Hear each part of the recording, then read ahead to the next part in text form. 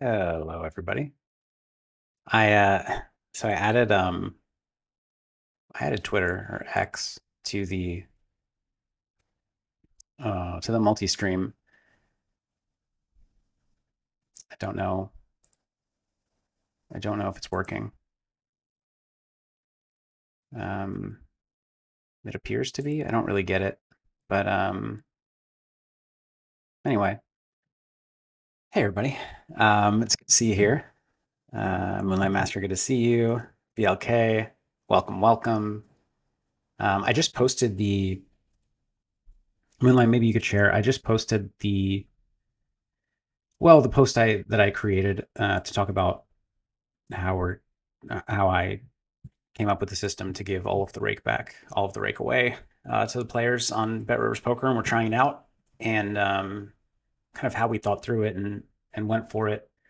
I shared that on Twitter. If you haven't read it, check it out.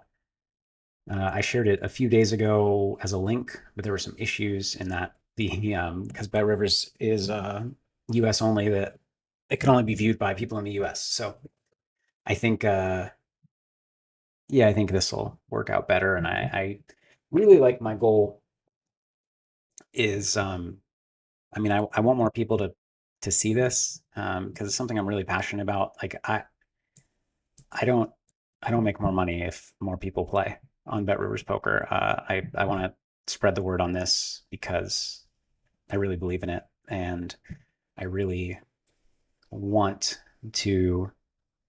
I mean, my whole mission many years ago was to make online poker, to keep online poker beatable, to keep online poker something that, to, to keep professional online poker something that is a thing for the long haul.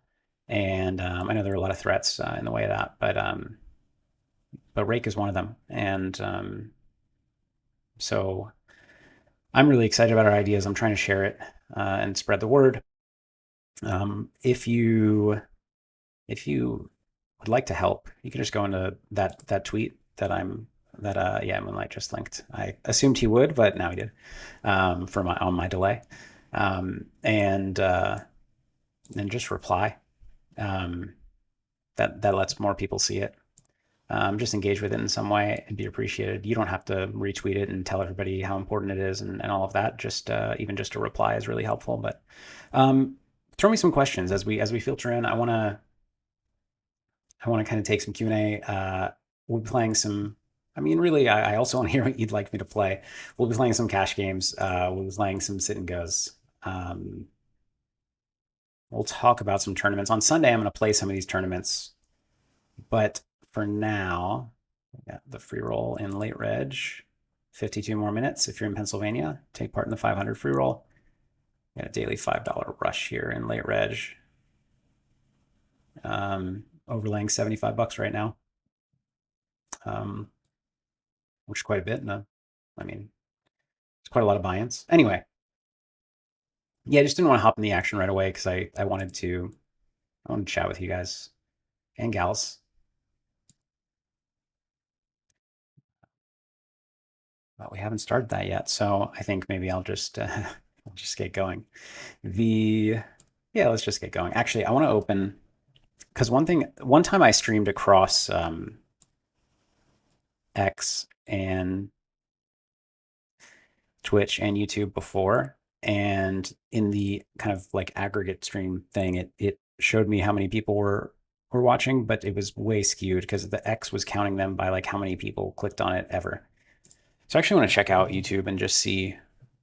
Um, see if that's happening essentially. Uh, it helps me to know how many people are there because then I know how many people are engaging in chat and how interesting what I'm talking about is because the percentage of you engaging. I mean, it's just useful for me to know. That's all.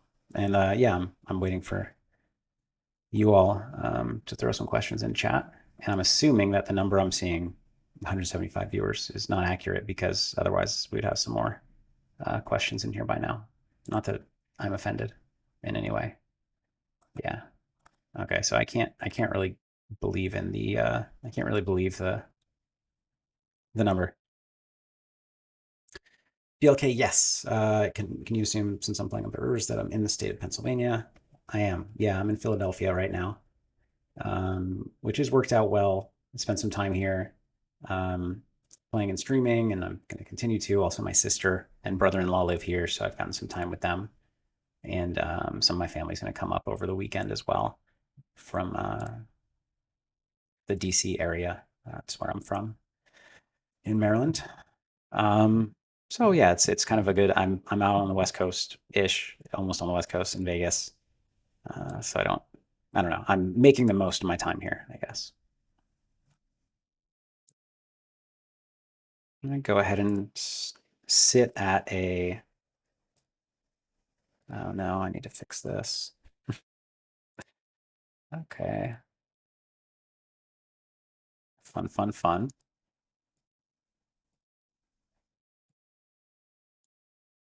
I'll continue to take questions.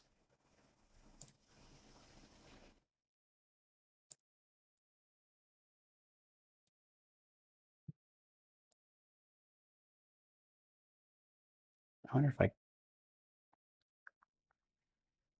No,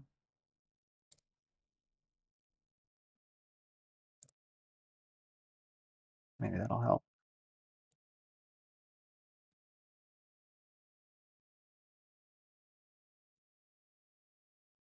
Um, let's see. Matt Donovan. I wish I could play from MA. Yeah, I've been wanting to try the software since you first launched it years ago. I appreciate that. I wish you could too. I wish everybody everywhere could just play online poker.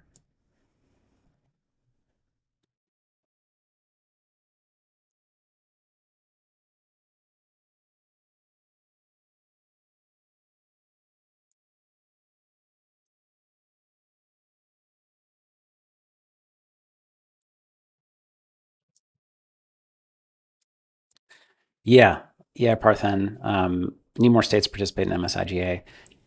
So there's not a lot that I can do personally, but there are some things BetRivers can do, and all of the other operators who have poker is they can lobby and encourage more states to participate. We need more states legal. Most of the states that are legal now are participating. In Pennsylvania, which is currently not part of MSIGA, is um, already has that on the way. But it's more about just getting things legal across various states. I think it's kind of silly that we don't have that, but you know, it is what it is.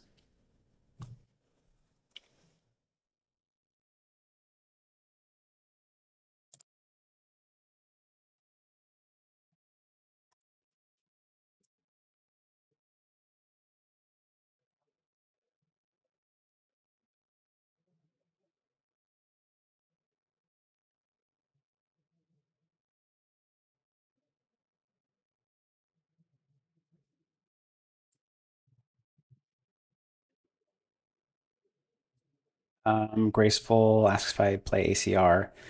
I don't. The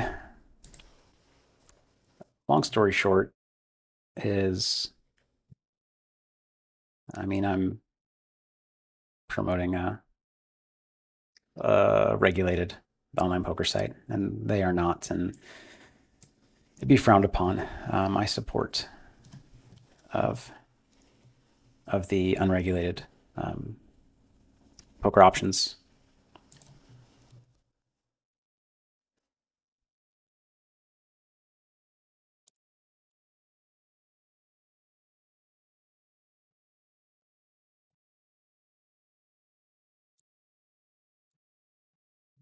I think we're good now. Yeah. So we'll sit at a table of cubes. Let me just look at my. Oh, we're getting going already. Awesome.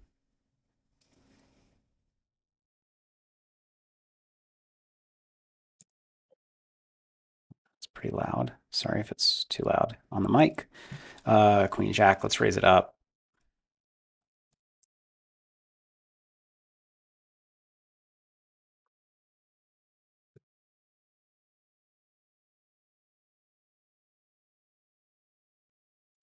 Nine, six deuce. Let me just move this for my perfectionism.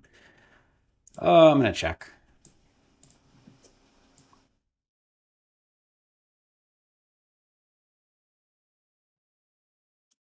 Actually, if I sound I'm t if I sound tired, I am tired. I'm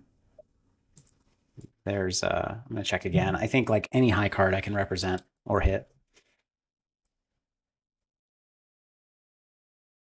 So I will bet that ace. Um, I've been doing all my normal things plus playing and streaming on top of it, plus visiting my sister. Not that that's exhausting.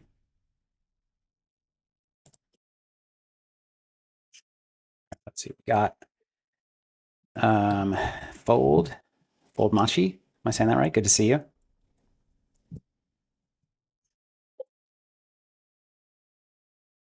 Brett, thanks for being here. Thomas, T. Any plans to allow table management software? When we were Rest of World, we allowed table management software. And I, so I know states have different regulations, state by state.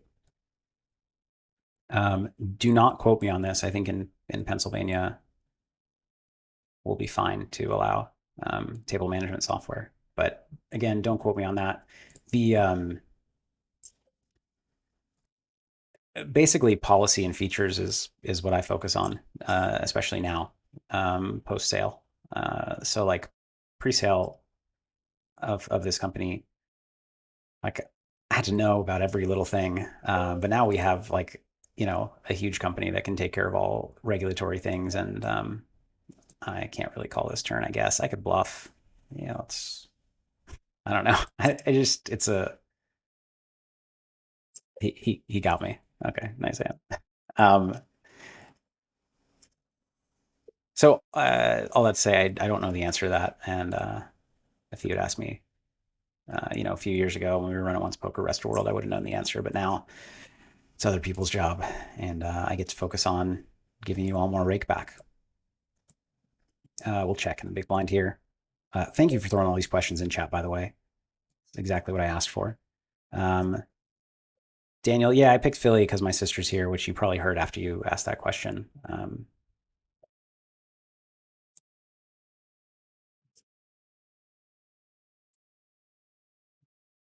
Heidi, spending winter in Las Vegas from PA. Yeah, excited for you to get back and play on the site too.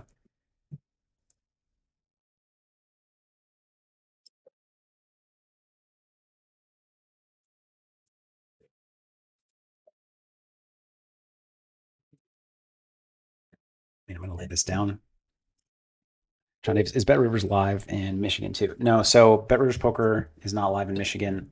Our plan is to expand to as many states as possible, Michigan being one of those. Um, he said MGM just merged New Jersey, guessing PA and Vegas next, like Poker Stars. Yeah, I mean, it's very advantageous to share liquidity. Both like so if any, I mean, it's going to be any site's goal to make it happen.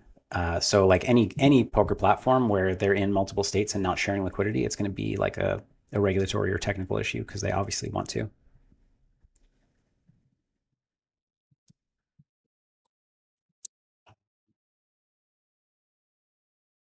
Do I think Trump being in office will stop legalize online poker?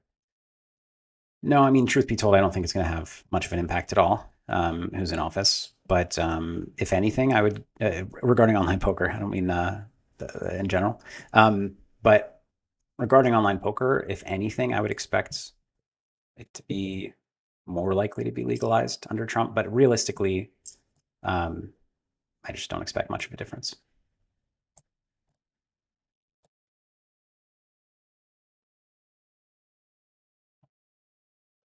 Brett asking where in Maryland I'm from. I was born in Rockville, raised in North Potomac,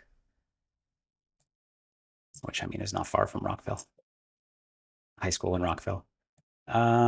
Jack seven suited. I guess it's got some playability. Let's see a flop rather than try to fold everybody out. I really appreciate all the questions. I asked for questions, and like previous nights I haven't gotten enough, but now I actually have too much. But keep it coming.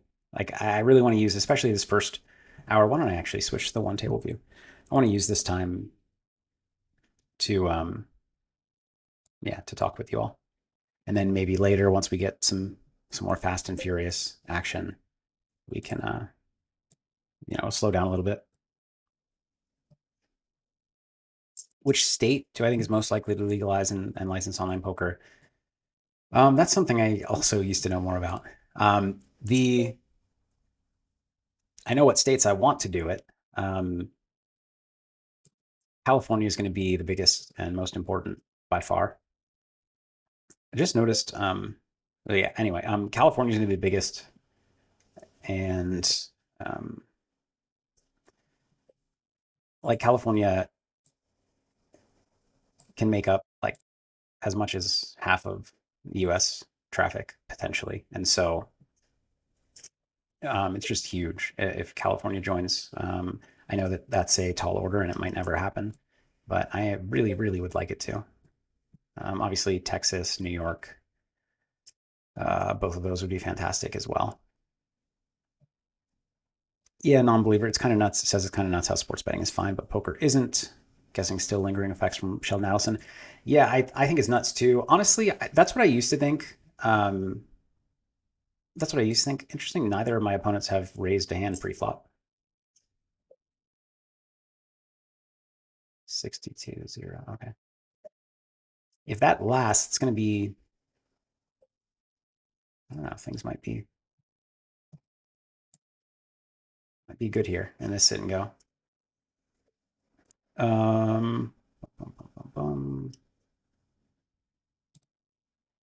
what was I saying? Oh, I used to think it was Sheldon. I don't think it is. I think like my understanding of how it works is just, I mean, this is an oversimplification, but just lobbying money. And poker doesn't make as much money as casino and sports betting. So there's just less lobbying interest, less financial interest in it. And I think that's been like it's not getting a big financial push from anybody, or at least not compared to the other gaming.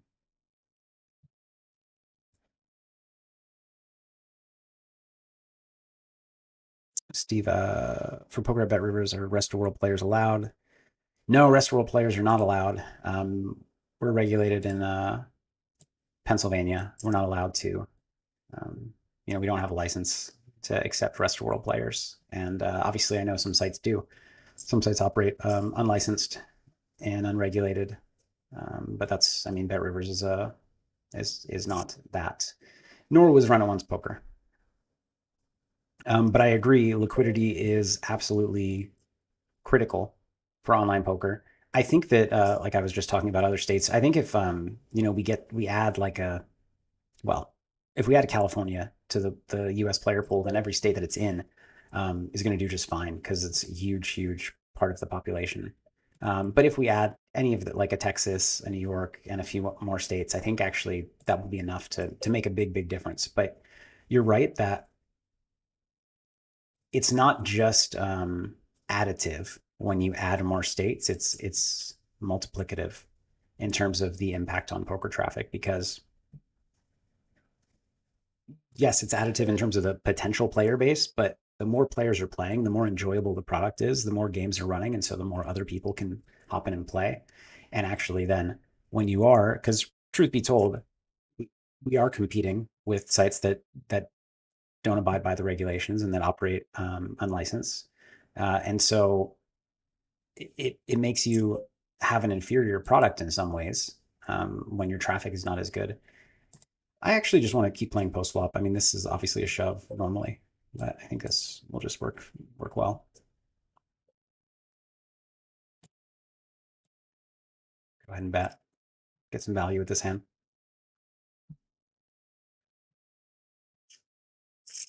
Online master, yeah. If Helmuth ran for office, maybe we get online poker. Uh-oh. Um, okay, same issue.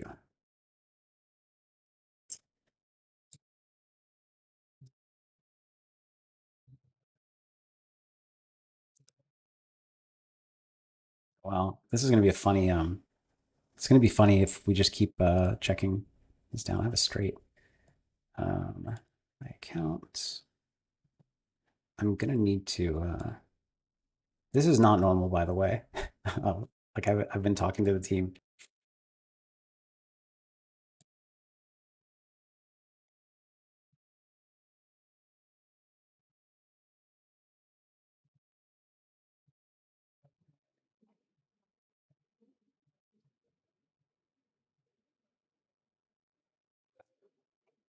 Yeah,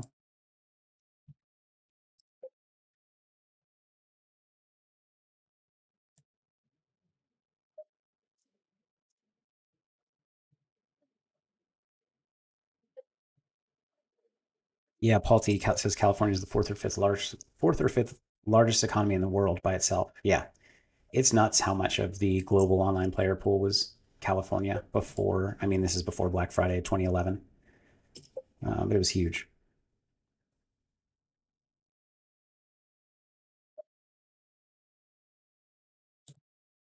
I guess Paul, asking about traffic. I don't have anything to compare it to, as I haven't been playing on the other Pennsylvania sites. Um, compared to our early days in Run Once Poker, it's pretty similar. Um, but in those days, we were offering, to tons and tons of countries rather than one single state. So in that respect, it's going better. But that's to be expected with BetRivers being a large company that already has sportsbook and casino and a large database of players, and Rivers Casino and Rivers Casinos plural in Pennsylvania um, have databases of players who play in the poker rooms too. So um, there are already players ready to play here. My hopes are always high, so like I guess it's not as big as I hoped, but I think expectations, yeah. But it's been exactly a week, or I guess today's 8 days, the eighth day since launch, or the eighth day of operation.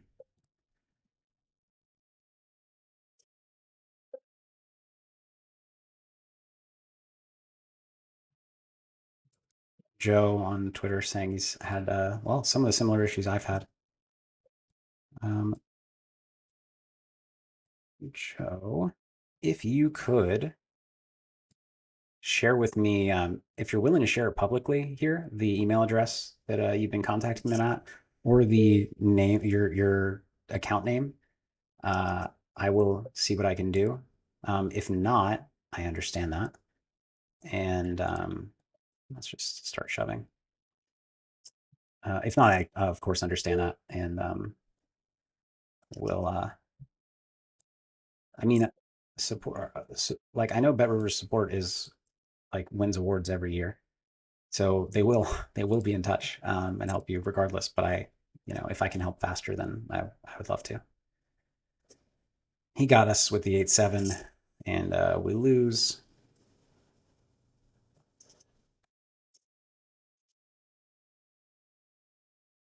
Oh, almost got a glitch in my favor, I think.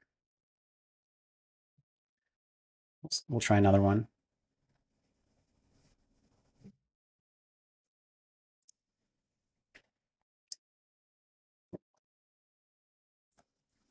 Brett Lambert earlier saying, not sure what happened to me, but Maryland was such a hotbed for poker prodigies. Yeah,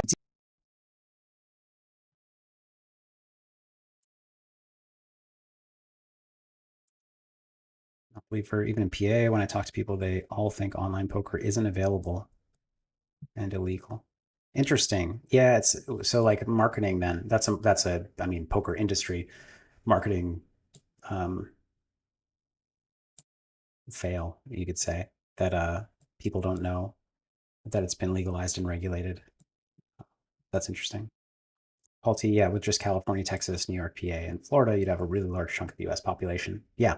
I mean, like I said, California's enough. Like California alone would be enough.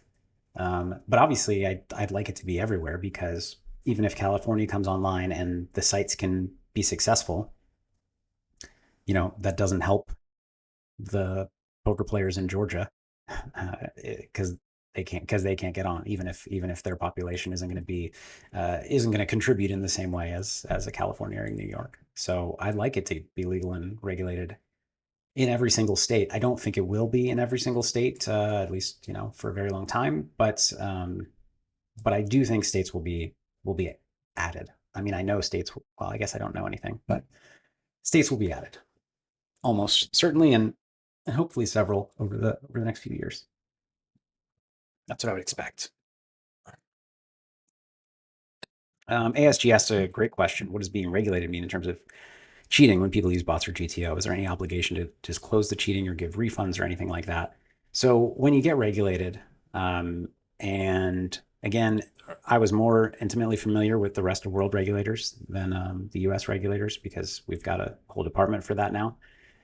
But when you get regulated, you have to submit to them how you're going to secure your site and how you're going to prevent fraud of all kinds and protect your players. And so you do have to have a plan in place, and they do to varying degrees depending on the regulator check up on whether or not you're doing what you said you were going to be doing. That said, there's no reason that an unregulated site can't do the same thing. Um, and so yeah, there is some requirement, but it's not hyper specific as far as I know. It's just they need to review the plan and they need to think it's a good plan. They need to see that you have a game integrity department and that you have game integrity operations or systems going on, and they need to see that you have a detailed plan. So it's almost like putting together a business proposal of sorts. Um, but you explain to them how you're going to do it, and they let you know whether that's sufficient for you to get a license to operate.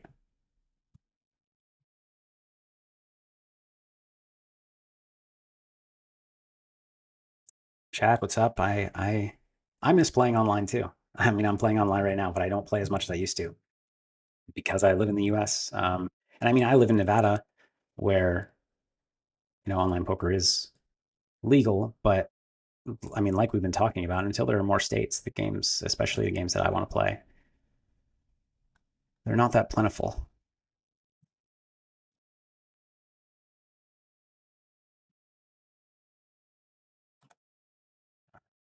I'm okay waiting for this. I can get back up, see some of the chat that I missed.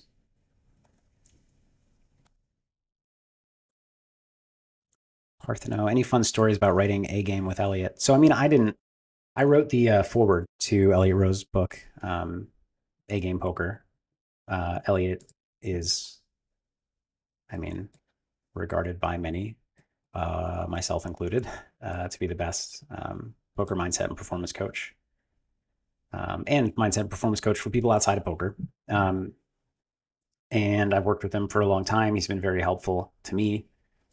He supported me through the Galfond challenges. At some points, I was on a call with him 4 days a week, 5 days a week, even. But yeah, so I wrote he asked me if I write the forward. I was honored to write the forward and talk about how working with him has helped me. But then, as far as the rest of the book, I wasn't involved beyond saying yes, you can share my story, and because the way the book is structured, he talks about some principles, but he does it often through stories of him working with specific players, what they were overcoming, and how he worked with them to do that. But the actual writing beyond the forward, which I did write, I wasn't too involved. So no fun stories, unfortunately.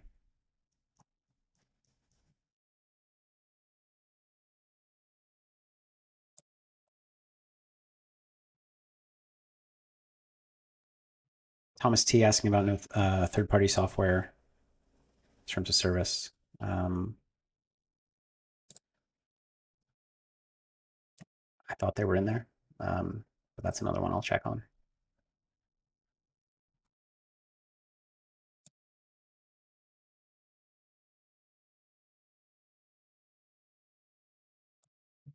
On Twitter, getting asked about Delaware.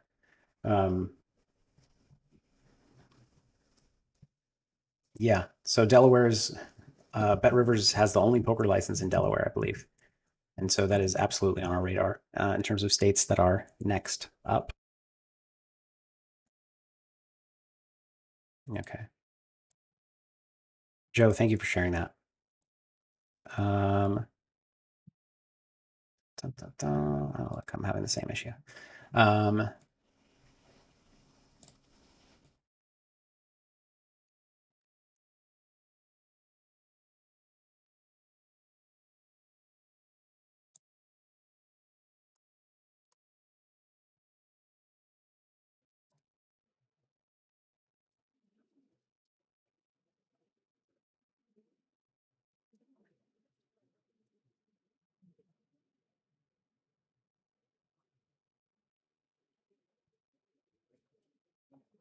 throw some more questions my way. Oh, Bull Borscht asked the same question about Delaware that I got on Twitter. Uh, I'm not at a, well, I don't know exactly when we're coming to individual states, and I wouldn't be at liberty to say if I did. But that is absolutely the plan, is to expand to as many states as possible as we can get, you know, licenses in and can operate in, and that make financial sense for the business. And I mean, Delaware certainly qualifies.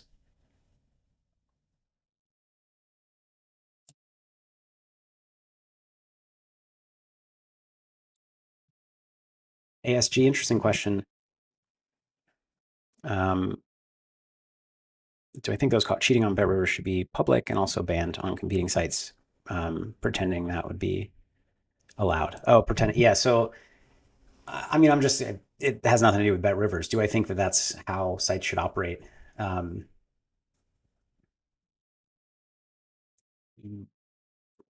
sort of. Yeah. I think that sites and both online and live poker venues and tournament series should collaborate um, on extending the punishment of cheaters. Making the punishments really count. I think the most important thing, and what would be, I think, a landmark event in in online poker.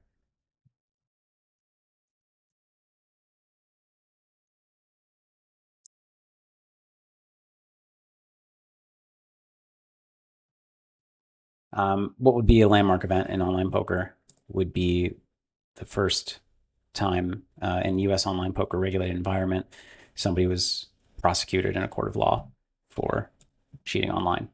And I don't know, I have no concept of how likely that is to happen, but I think that would be huge in terms of online poker's ability to police itself really well. If it can carry a threat beyond, we can confiscate your account balance, or even, beyond, we can we can share information with other sites and they might ban you too. So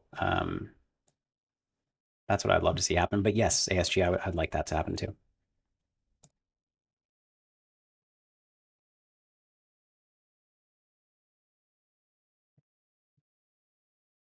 Moonlight Master asks if I think I would play poker daily if I had access to any of the rest of world poker sites. I'm a little out of touch with the games, but it's certainly possible. Um, it's certainly possible. Like if I got access tomorrow, no, because I have a lot of obligations, work obligations that I've committed to that I'd have to unwind. Well, not unwind, but I'd have to minimize and kind of organize into specific days so that the other days I could play. But probably be very likely. I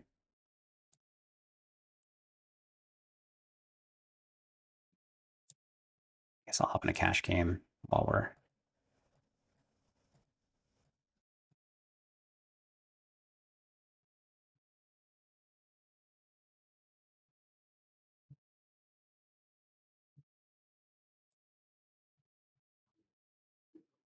let's go big or go home.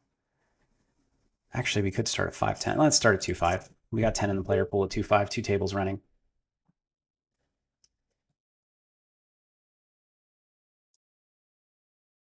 Okay. Well, Porsche, any $1 SNGs running, maybe still need to get a game going. Oh yeah, I just topped over to cash as you saw.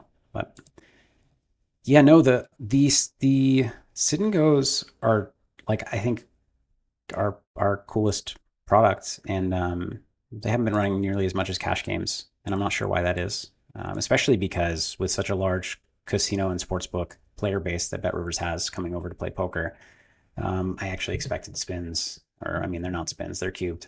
But lottery sit and goes to be the most popular um, format. Paul T asked it another way.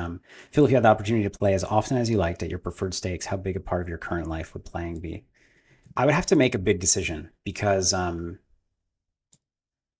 haven't found. Oh, let me think before I say that.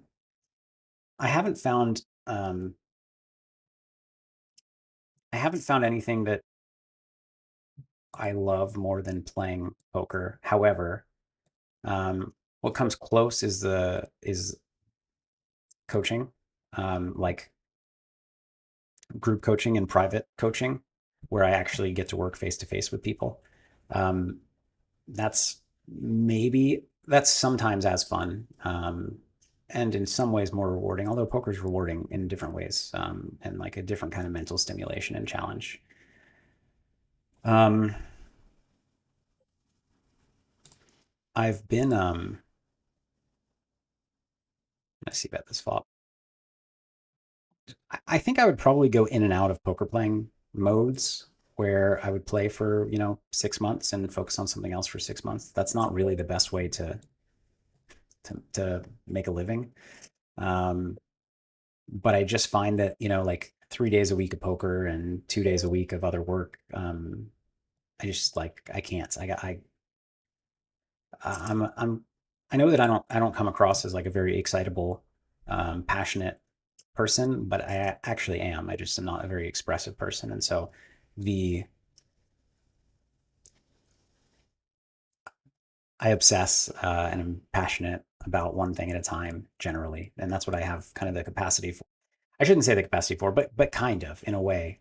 I need that, or I benefit from having that one thing that is just like that I'm in love with and dedicating myself to. Um, Actually, that's a wrong way to say it too, because I love my family and I can love my family and poker at the same time. But career wise, like it's hard for me to have multiple focuses. I'll just put it that way. After I've put it six other ways. So I really don't know what I would do. I would certainly like if I had had continued access to poker games, of the stakes that I'm interested in, I would have continued to just play poker and not start, beyond the game group coaching. I would have not spent as much time probably on other businesses like Run It Once Poker, which ended up being BetRivers. So, in some ways, some good things came out of it, certainly. But yeah, I think I probably would still be a kind of near full time poker player, and still making Run It Once videos and have that, but not spend a lot of my time on it. But now that I have had this, I guess, hiatus from poker being a big part of my life, or like poker playing being a big part of my life, I have found other things that I'm passionate about.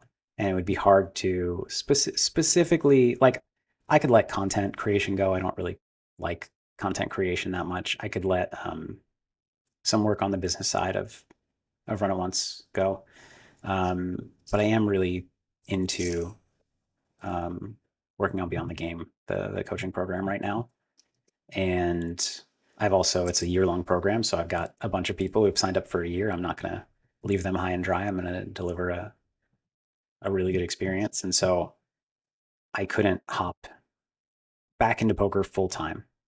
Wouldn't be possible right now. Or yeah, I mean, it would be possible, but not for me to operate to my standards elsewhere. Dan C, good to see you. Good evening.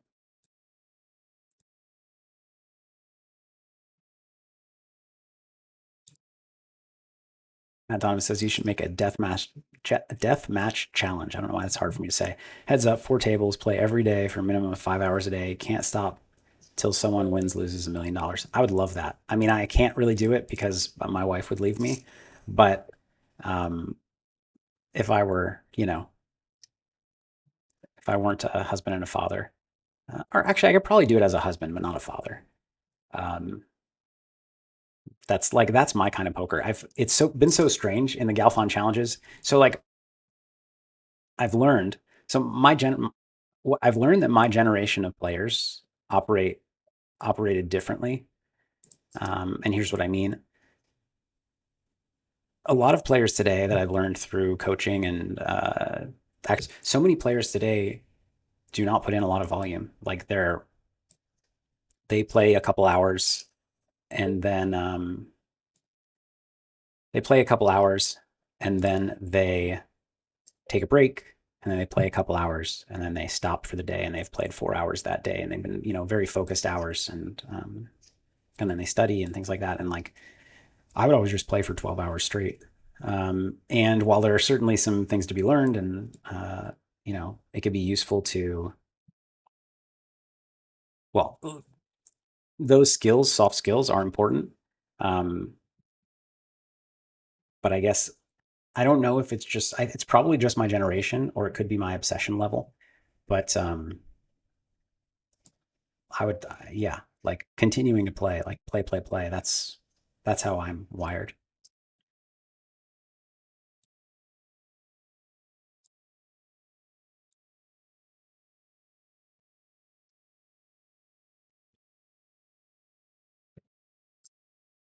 Non-believer.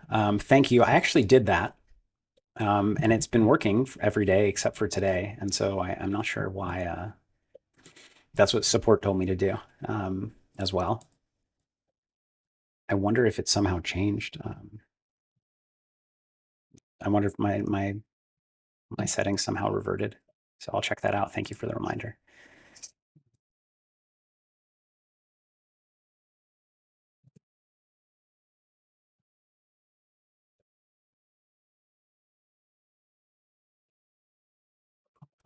Um, by the way, guys, if you're new to the stream, I shared and again, Moonlight Master, if you could share this, I shared a post on um, how I and we are trying to give back all of our rake and make that actually a longstanding policy. That's my goal. But in order to do that, we got to make it work, and part of that is spreading the word. So I made a post detailing kind of all the reasons behind it and my thinking and our thinking and what we came up with. And hopefully at this point, Moonlight Master has linked it. Um, if you can, it'd be helpful if you could just even reply. Don't need to retweet and tell all your followers this is amazing. But simply like a like and reply does a lot. And getting the conversation going is helpful. And like I was saying earlier, like I don't make money if more people see this and more people play. It's strictly because I love online poker and I think this is an idea that could be really beneficial to the future of online poker. And I want to see it succeed as a player, not just as a you know representative of a brand. Let's see details.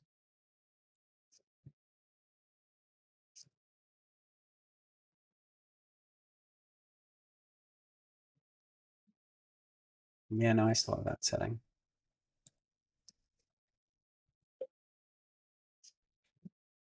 Um, Brett Lambert says, seems like Fair loves Vegas, but could we see you move back to the East Coast? No, both Fair and I have pretty bad allergies on the East Coast in like the spring, summer. I think mostly spring. Um, it's just too unpleasant. So I don't think we'll move back to the East Coast now. We both grew up on the East Coast.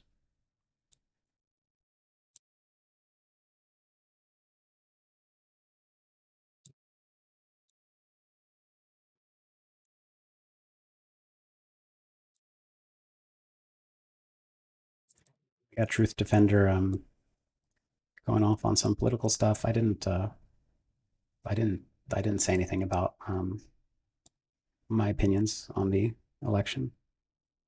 Uh,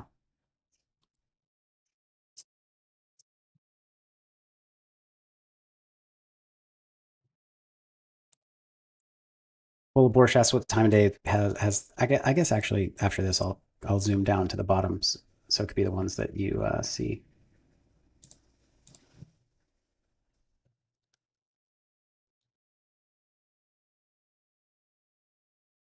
Um, Peak amount of players on the site, what hours?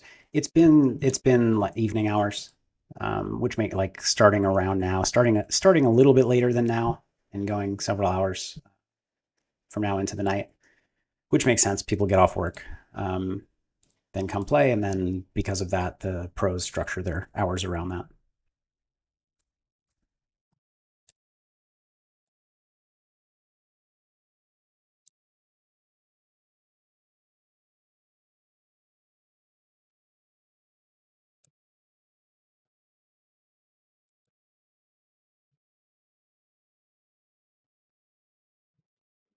CJ Welsh, yeah, I wish he could play from Delaware too, and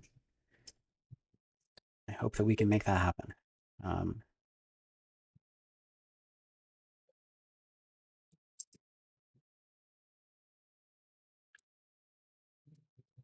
Um, BetRivers have satellites for live events, the Rivers live locations. Yes. Yeah, I'm excited about that. And like that's an advantage. We didn't have when we were running once poker, we didn't have an attached live property to kind of collaborate with, and we do now, which is exciting. BLK, did you get a chance to play in the WSOP this year in Las Vegas? And if you did, what were your results? I think I played only the main event, and I did not cash in the main event. So my results were negative 100% ROI and 0% ITM over my sample of one.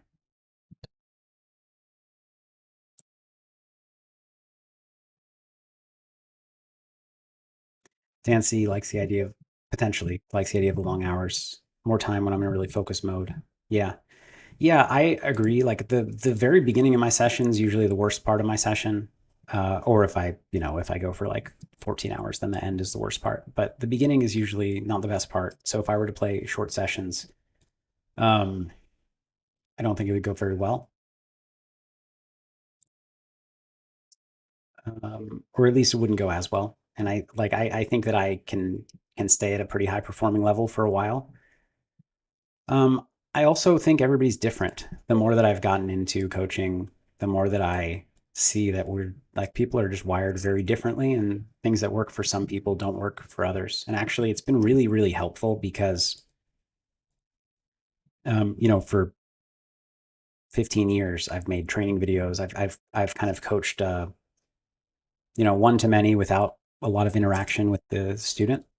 And I was projecting a little bit too much. I mean, like I think I've done a good job of coaching, but of teaching and training videos. But I think that I've gotten more insight just in the last year working with people directly about how not the advice that I would strongly recommend in the past. Some of that was for people was what I would strongly recommend for people like me, and realizing now that some people are built differently, I would sometimes do things differently or recommend things differently, I should say.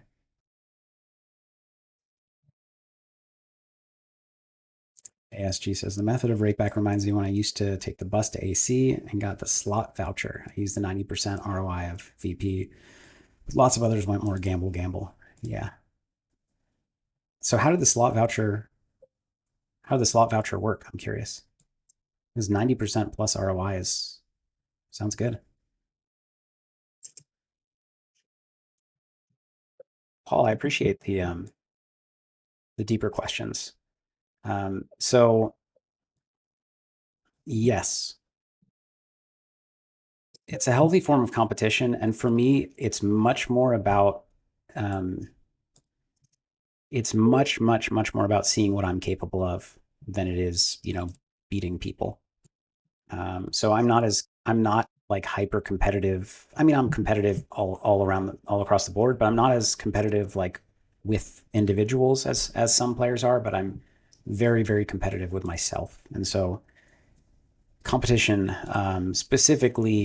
like specifically achievement, is what means a lot to me.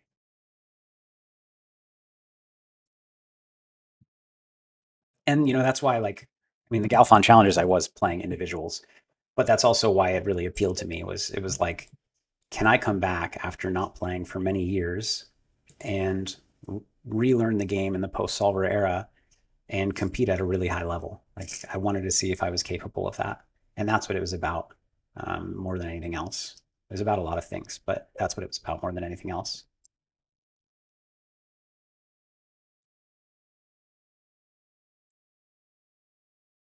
Yeah, Dancy, I mean, sharing some more thoughts on the long sessions. I think being able to play long sessions is good, and kind of having that as the default, but then quitting when things are not going well is really valuable. So that you end up playing. I'm going to call a three bet here with 7-6 suited, so that you end up playing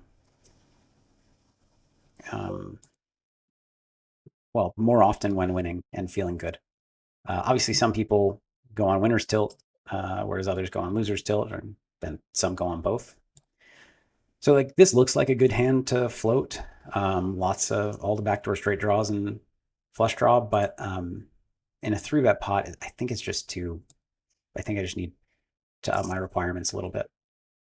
Whereas if that were like cutoff open, big blind defend, I think it would not be as big a deal. Or it's not. I think it would be enough hand to go for it.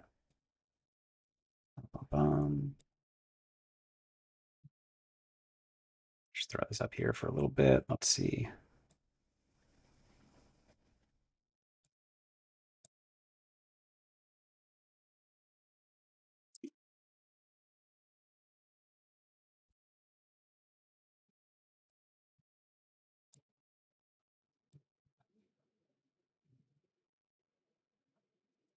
My screen here is this set up where I want it to be.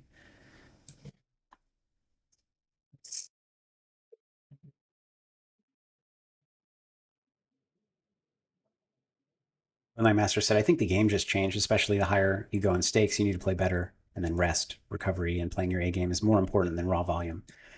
Yeah, I agree. Like one of the things when I started playing poker, I was playing 5-10. I mean, that wasn't when I first started, but when I was playing 5-10, which was a couple years into my career, I was multi-tabling 5-10, no limit, and chatting with people, watching TV. Um, and you could do that because there were so many awful players. And like the play to beat them was not that advanced. Like my strategies were not that advanced. I was just like play good hands and and then hand read sometimes, or when a lot of draws miss, call down. It was I'm sure some people are getting jealous of the times, but it was a different time. And now strategy, there are so many more strategic considerations than there used to be. So yeah, like when I do play, I'm still very comfortable playing long hours, but I used to be comfortable like responding to messages while I played. I used to be comfortable listening to music while I played. Um, I'm not comfortable doing either of those now. Like I mean, obviously I'm talking to you all while I play, but I'm not playing high stakes or very high stakes and trying to earn a living right now. But when I play like heads up high stakes, there are zero. I'm not looking at anything other than the table, like zero distractions. Um, I mean, I just go with no check raises on this board basically, and I can raise on the turn. Joe, glad to hear that support helped you out or contacted you and is helping you out. Um, Mistake Omaha. Yeah, yeah, I would love to. I think I'm gonna stream. I'm not streaming tomorrow. I'm gonna stream on Sunday. So maybe Sunday we could play some Omaha together. Rusi says, Phil, my man, any advice on how to approach the first 1 to 3 months in pursuit of becoming a profitable player? So I would kind of need to know. Yeah, this seems like a jam. Seems like a jam. On one hand, this is a spot where I think a lot of people in my shoes give up on all their bluffs. But I think because well, I think I'm capable of finding and following through on some of the bluffs here. And also, I have no idea who this player is, and they might be they might be a weaker player who's not even thinking on that wavelength. So I think just going for the jam when they, probably have a pretty strong range is worthwhile when I have the nuts. First 1 to 3 months in pursuit of becoming a profitable poker player. So I would, so for me to give you the best advice, I'd ask you a million questions, but as that's not going to happen, um, I would say the most important thing is learning from structured content, whether that be books or courses. I think learning from structured content is much more important the newer you are. Uh, and then the second thing I would say is, I don't know if you're considering it this way, but don't quit your day job to pursue online poker until you're a proven winner. At least for almost everybody, that's what I would suggest. And just keep having nuts and keep betting big, which is a good way. This is take notes. Um, by the way, Rusi, just this is how you win. Um, um, but yeah, so structured content, not quitting your day job till you're a winner, and then finding human beings to learn from, whether it be study peers, a study group, or a coach. Getting a coach, learning from structured content. Those are the biggest hacks to fast track your growth. Now, whereas, and note that I'm not recommending my own business, or at least part of my own business, Run It Once Training, where like our elite membership, our kind of flagship product, um, which just has a ton of content from many of the best players in the entire world. I wouldn't recommend starting with that because it's unstructured. Um, I think that is really beneficial for players who already really know what they're doing, and but just like need to get to the next level and want to see how how experts think through. I mean, top experts think through some more high level things. But to start out courses, and we have courses, but to start out courses and books, I think are the way to go. Frank, have I ever toyed with advanced math, like math major stuff? Seems like you're giving your skill with abstract thinking. Some topics may have interested you. No, I took like college, like, but kind of, I don't know, like 200 level physics and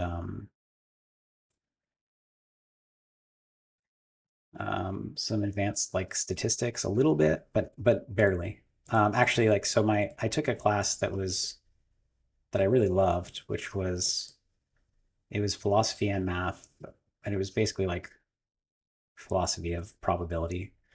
Um, I forget what the type. It might have been strictly about Bayesian probability, but it was like how to think through things, and rather than do a bunch of problems, it was more theory. And I did enjoy that. My dad got his PhD in statistics, so he certainly loved it. I was at my sister's house yesterday, and she has his thesis, this book, and I was trying to read it and see if I could understand it, and I couldn't really. Um, he passed away a few years ago, so I can't ask him about it. But I think I could probably look it up and figure out what it means. But yeah, I really like I appreciate you noticing. I like abstract thinking. I like theory. Um, I really didn't like calculus, and I think and I some people find that really weird. So I liked basically all the other math, and but then calculus becomes a big part of a lot of things. Um, Maybe I just had a bad teacher, or just like learned it poorly. But that kind of cut off my math education when I really dislike calculus. ASG got you on the slot voucher. That makes sense. Randy Joseph, no, there is no negative algorithm towards winning players.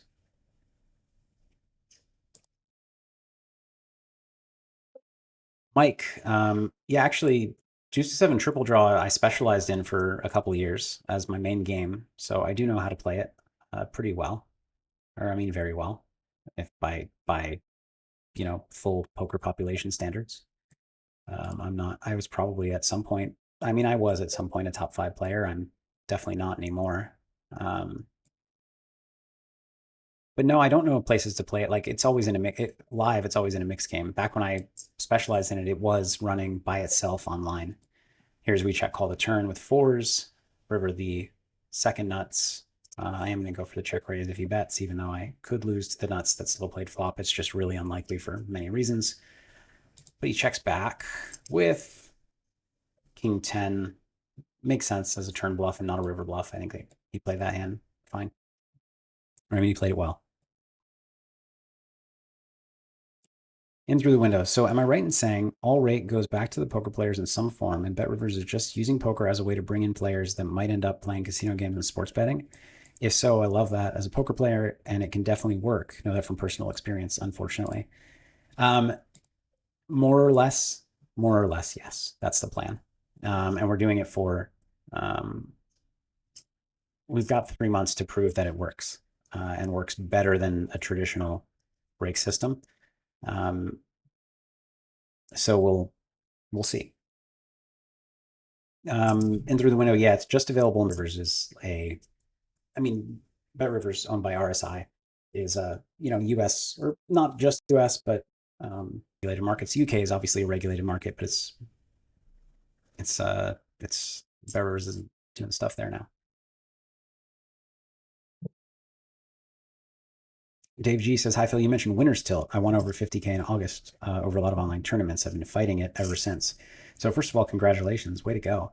And I hope you took some time to celebrate that uh, and enjoy it.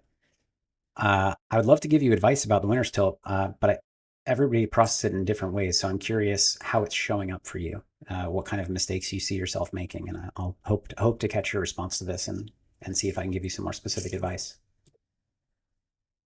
Mm.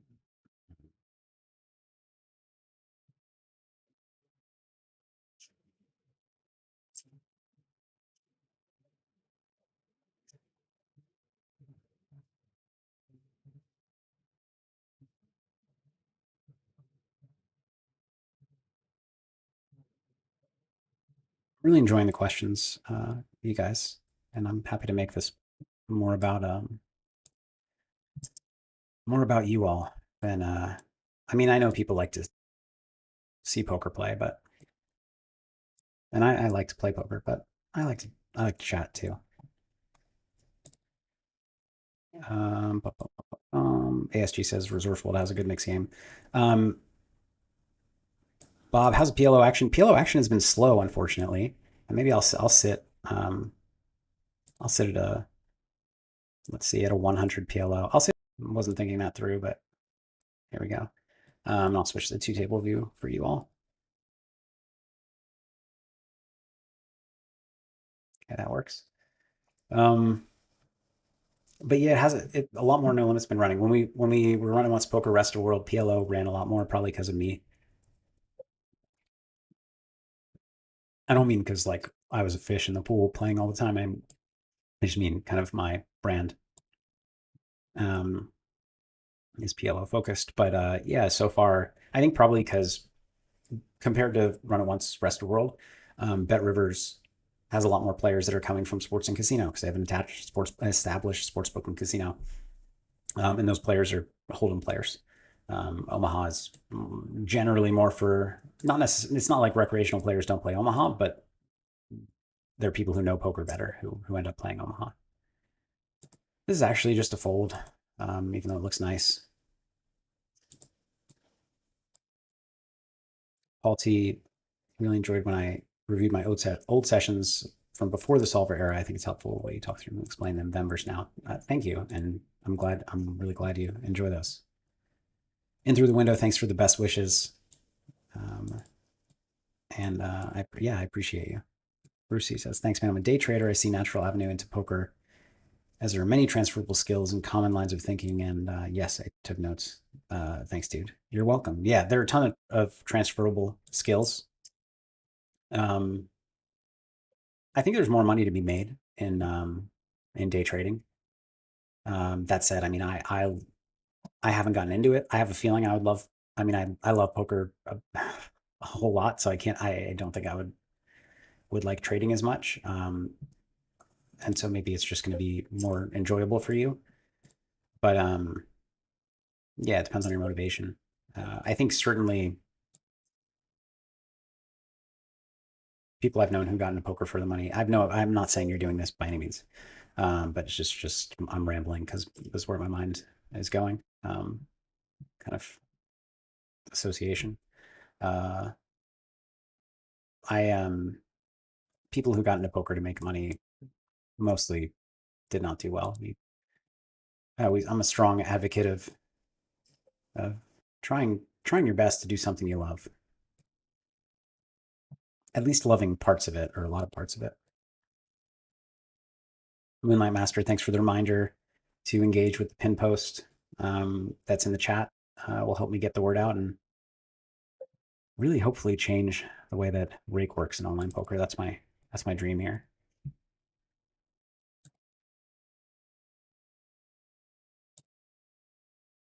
Bob asks, what advice you have someone who wants to quit their corporate job and go full time PLO?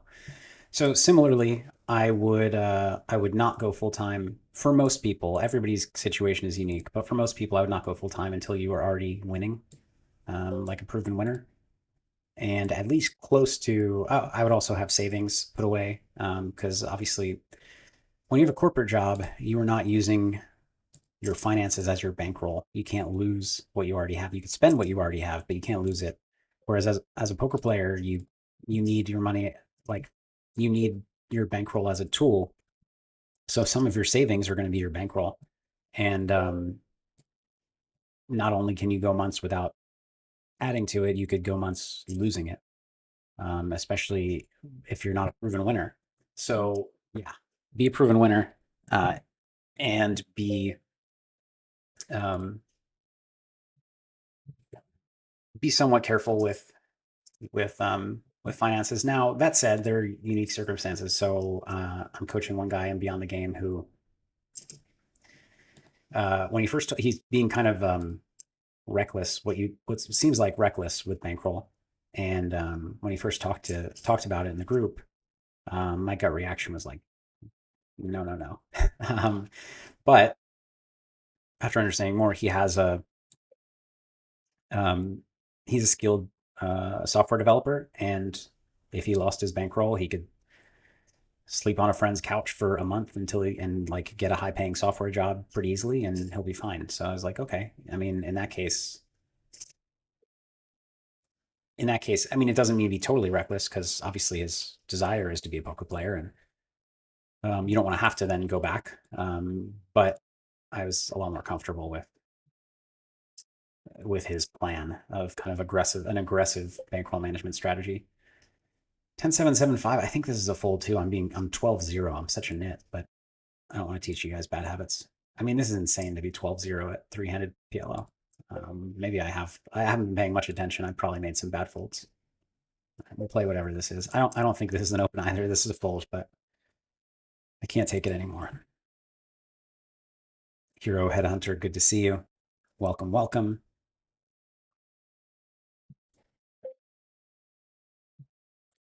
Um, all right. So Bob, I'm a few questions behind now. So Bob, full-time PLO pro. Yeah, I mean, those are the things I would say. And just like I was talking to Rusi, um, start with structured content, um, meaning courses, books, and do your best to find humans to learn from and learn with. So study group, single individual peer to study with in poker, or a coach that you can hire. I think that those things shortcut you big time. ASG, does BetRivers allow you to download hand histories? Can you ever see what the other person had at some point in the future, even if they muck? So right now, um, hold on, I have to find the precise policy. Um,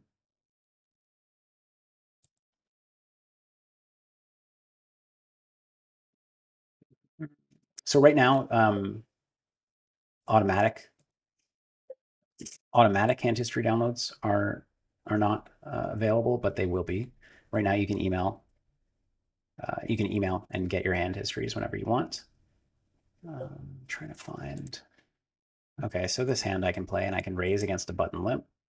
Interesting. Theodore's played 100% of hands after 11 hands.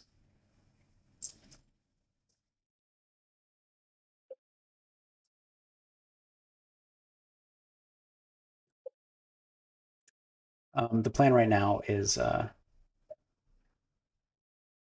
was the C bet. Sorry, I'm distracted.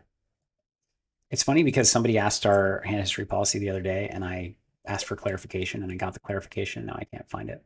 I'm going to continue betting. Small bet on this turn is kind of standard sizing when the board pairs.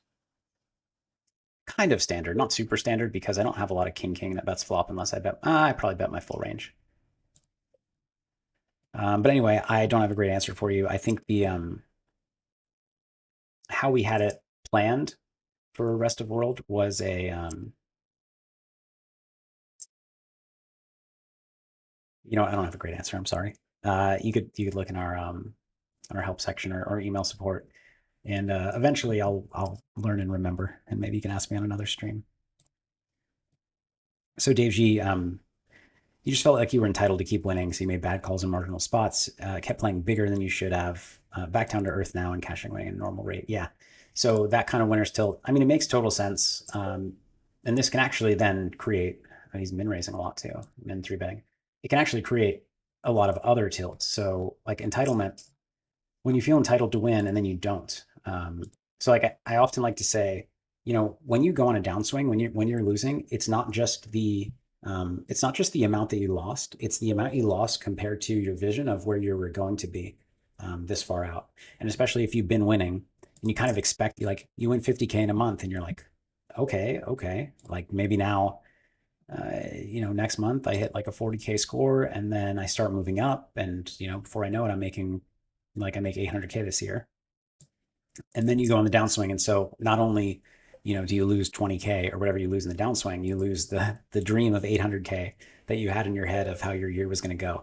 Not saying that was the path that your mind was going down, but it's really difficult. That's why downswings are really tough.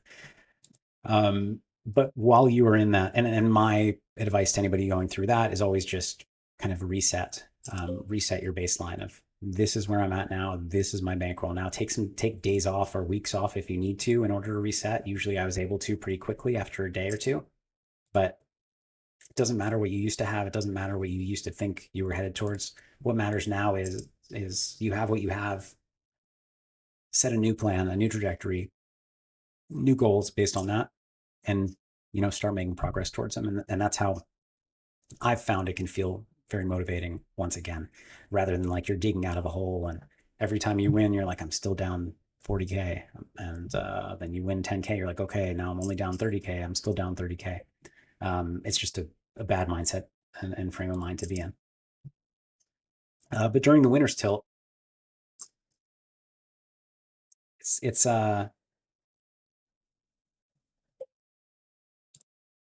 it is tough. It's good to know that about yourself that this happened.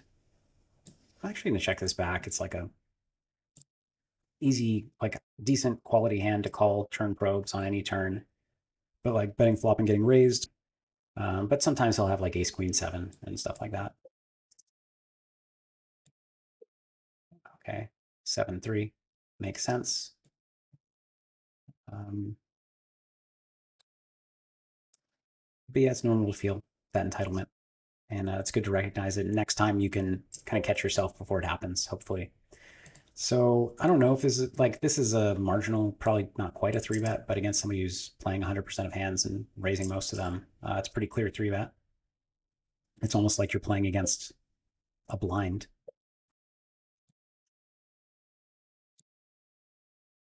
And there's not that much left, so I'm going to shove this in.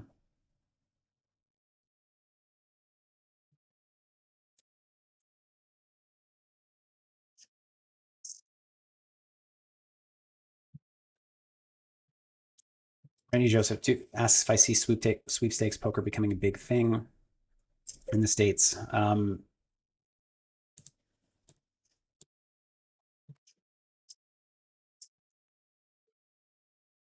My guess is no. I think that I think there's just like, well, I think if they like, I think it's the kind of thing where if you get too big, then um, the the regulated poker sites that feel like the sweepstakes model is a loophole will push regulators to shut them down. And so I feel like there's a ceiling on how big it can get. That's I'm not an expert by any means. That's my opinion though.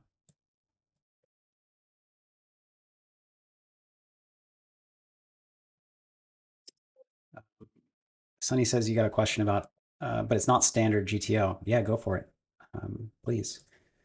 Dan C, my best year in 2008, as I climb out everywhere. What would you estimate your average hours per day of poker playing was?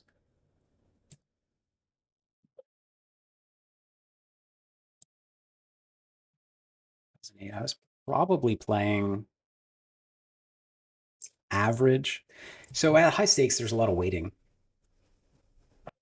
And that was a year that, there were like the 500 1K games running reasonably often, but not all the time. And so there was a fair bit of waiting around. If I don't, I guess I'm going to raise this. I'm a little weirded out by this lead though. I don't know, maybe shouldn't raise, but I did. I should have just ripped this in. So a lot of mistakes happening now.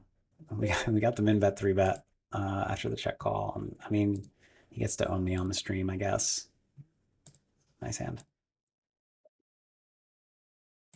We'll check back the full house tens, eights full tens here, and I guess we'll shove and hope that he calls with ace high or an under pair. It's a little bit close, but I mean SPR of 40%, like 40% pot left. He has to call a lot. You're supposed to. Um, I don't know. I guess I don't have a good answer, Dan. It's maybe we'll say 7 hours a day, but 7 days a week, and then a lot more than that in just waiting around for games to start. There was a period of time, I think this was 2009, where I slept with my computer. Like I slept seated at tables with my computer on full volume in my bedroom. And then if somebody sat with me, I would wake up and I would play. Um, do not recommend that. And certainly not do that today.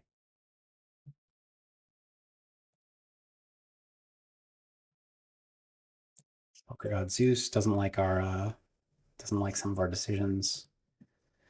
Table Alias, teach their own.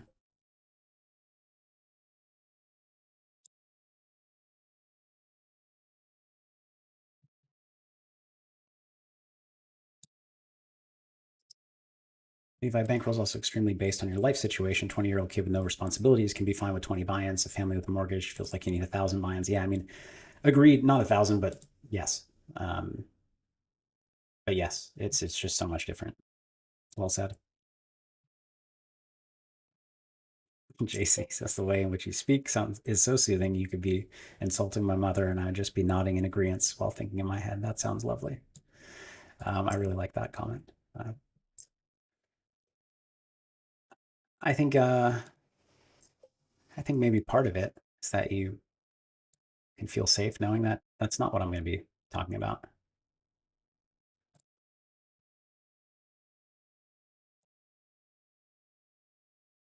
The uh, the voice matches the intent, but not the vocabulary, which I don't have today. ASG, appreciate all the good questions, ASG, by the way, both today and previous streams. So, what do you recommend? Watch this be a terrible question. I'm joking. What do you recommend for mid-level knowledge PLO cash player when it comes to stack depth? On the one hand, you don't have a ton of experience playing deep. On the other, you never will until you do. Yeah. Um, I think I think in both no limit and PLO, where people really struggle deep is if they are like if they're tight and they're used to like if your 3 bet and 4 bet ranges are too tight or too tight. And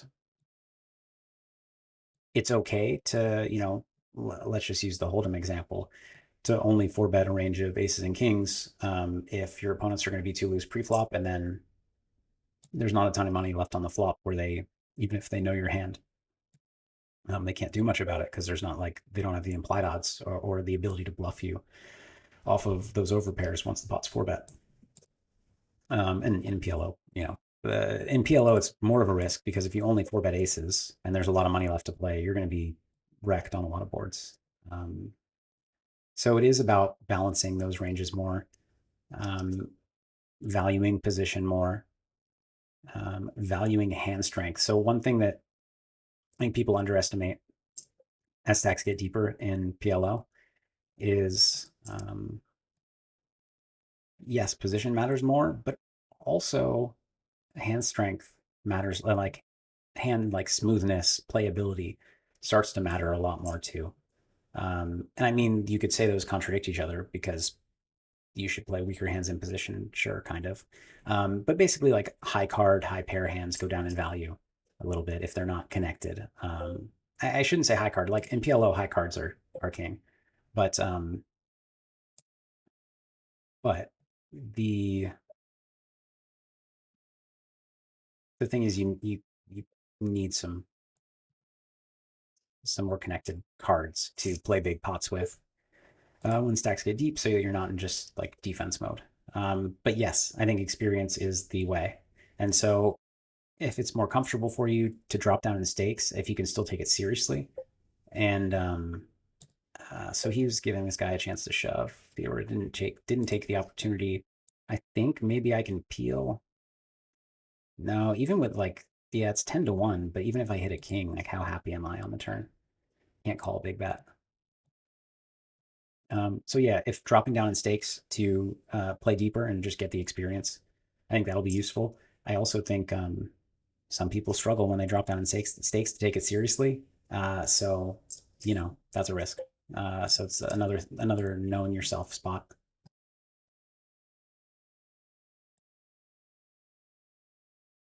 R2 says Phil, I just lost a huge 600 big blind total pot at higher stakes than I usually play, and now my roll was ruined, and I feel like um, any tips? Yes.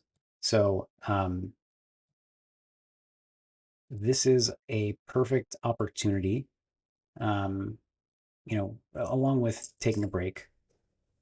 So I talked about earlier, take a break, reset mentally what your bankroll is now and what your plan is going to be. But another thing that this is a great opportunity for, and I think the sooner the better, is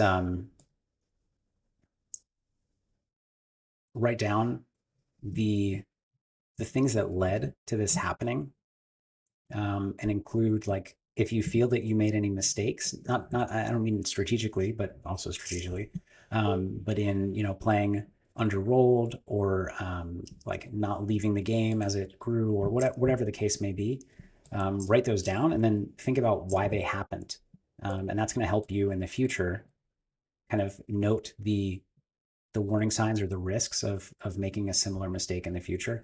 And I would also write down how you feel, kind of write down along with that, like what happened and how you feel. And next time you're presented with an opportunity, I know this is like not what you want to hear. That like what the most valuable thing you can do is make sure you don't do it next time, but it's the truth. So along with what caused the mistakes, assuming there were some. I mean, if your bankroll's ruined by one pot, then there were some mistakes made, in my humble opinion. So wow, that's a flop. Along with writing down what led to those mistakes, write down how you feel after making those mistakes, and you can have that in mind the next time when you are kind of fighting the urge to play the bigger game or whatever the case, whatever led to it. It's something that could be repeated. It's something you kind of gave into potentially. And so it'll be helpful to, when you're thinking optimistically in the future of like, oh, this game's so good. And if I just win a couple buy-ins, it's going to be huge for me, and et cetera, et cetera. You've also got this to balance it out, to remind yourself of how it could also go poorly, and how you felt when that happened. I hope that's helpful. I'm sorry you went through that.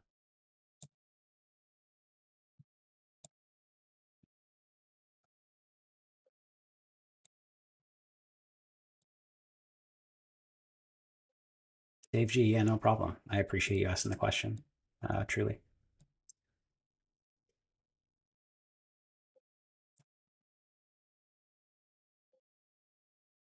Norman, I hear you. I and Yeah, I appreciate the support. I'm probably IMUB.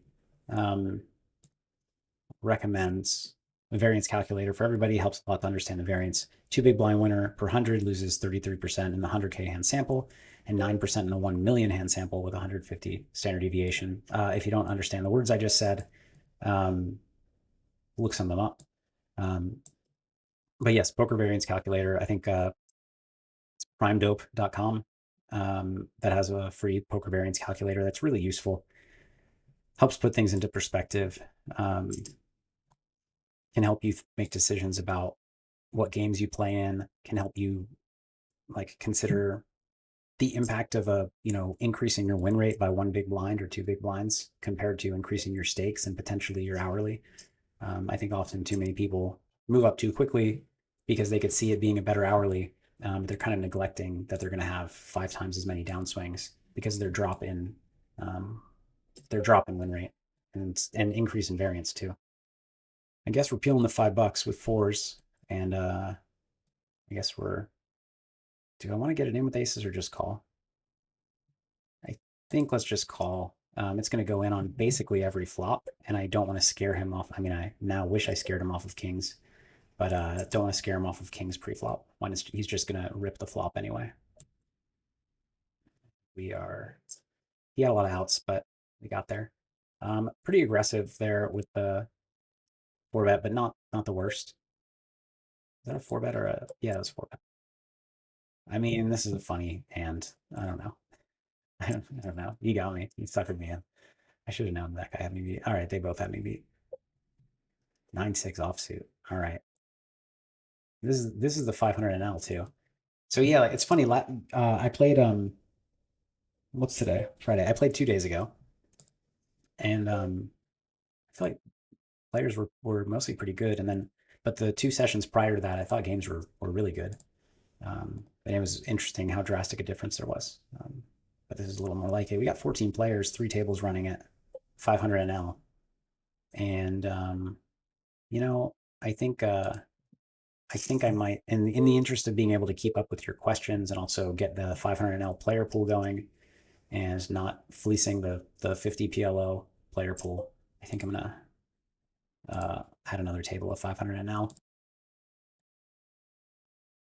and have some fun.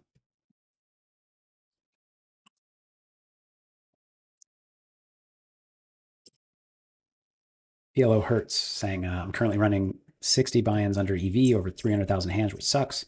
Last 30 to 50K hands, I'm probably playing worse because of confidence. I mean, yeah, that is awful. I'm sure you're playing worse because of confidence, and that's not to say that you are, that you shouldn't be. I'm sure you are because anybody would be, pretty much. So I know you didn't ask my advice, and there's not much great advice that I can offer you, but hopefully some of the advice that I shared earlier about downswings is helpful. I have a video on YouTube about dealing with downswings that you might find useful. It was actually the first video I made on my YouTube channel. Oh, Daniel, sorry. So I think I just hit and ran you. Yeah, Daniel. So you had the ace queen jack. Um, Sorry to hit and run, and knowing now that you wanted the opportunity to play with me, I apologize. I wish that you had sucked out. I mean, you got it in decent equity. There was not a. It's not like you were 20%. You were what, 40 or so. ASG. Yeah, you're welcome. Play a lot of live cash PLO. It starts 60 BB-ish. Some good hands. I might be at 200 BB, and now there are much tougher river decisions as the pot gets bloated. Yeah, it's a different game. Like 60 big blind. Like I don't even think I'm good at 60 big blind PLO, to be honest. Well, at least 40 big blind. I'm not. It's much less about river decisions and much more about kind of fundamentals on pre-flop and flop fundamentals. It's not my strong suit. I like river decisions. I like hand reading. I like tricky spots.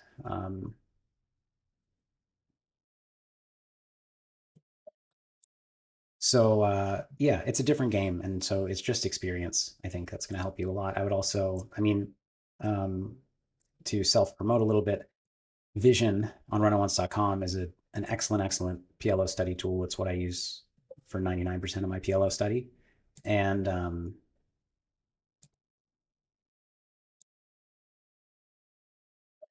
it is. I mean, it has 100 big blind, it has 200 big blind um, solutions, so you can see how to play in some of those spots, in theory, at least. Ariba SNGs have had some traffic, but not as much as cash games. Cash games, especially no limit cash games, have had the most traffic by far. Hero Headhunter, the calculators. Uh, if you just Google poker variance calculator, it will come up. I believe the website is Prime Dope. So PRIMEDOPE.com. I have no affiliation with them. Don't know the people who make it, but it's a free tool. And assuming it works, it works well. And I think it works because everybody in the poker community tends to cite it. I haven't verified myself. And Moonlight Master, thanks for sharing the link right there.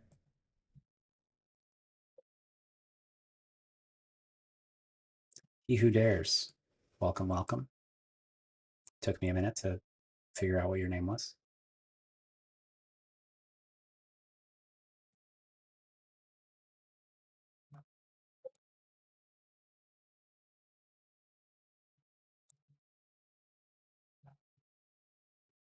I guess we'll call again with Queen 8. I mean, top pair, got shot. He's representing a better hand than Queen 8 on the turn, though.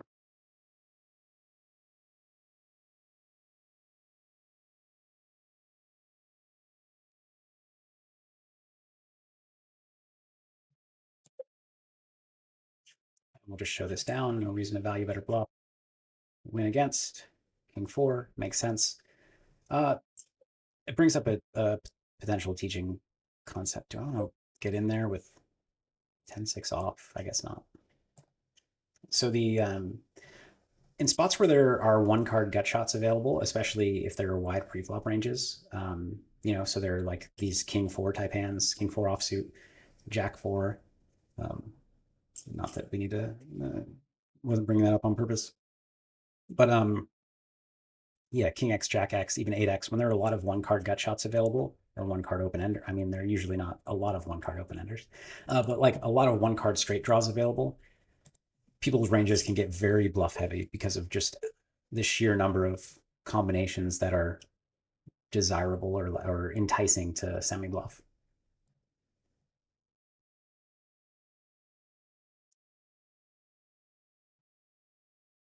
And then, yeah, by the way, is now that we're playing two tables of six max rather than that heads up table, I can handle some more questions. So keep them coming. Happy to help out where I can.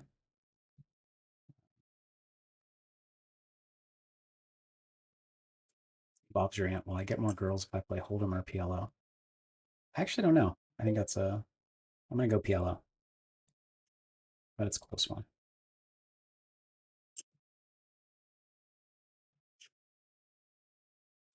Have ever met the real Clay Aiken? I haven't. I would kind. I would. I would like to. I mean, I would like to, assuming he doesn't think that my screen name was making fun of him, which it wasn't.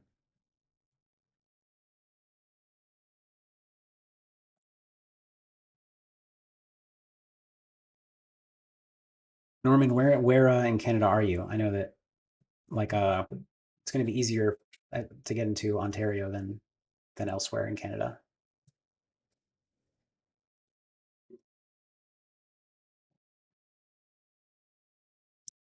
Um, Levi says your write-ups from the Veni match are also great for dealing with downswings. Thanks for pointing those out. I forgot about those. They're on Twitter. I don't know how easy they are to find, but I actually find that if for searching for old tweets, Google works okay. You just add the handle and then the topic. We're gonna squeeze here with jacks to,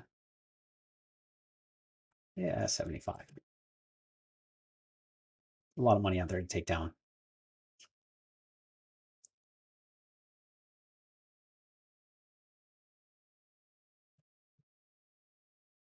Nina's asleep. She played one hand out of 10. This is her second hand in 11 hands. Maddox, though, he's been in there. All right. I mean, it's not the worst result to win. I don't know, math. 37.50 without seeing a flop.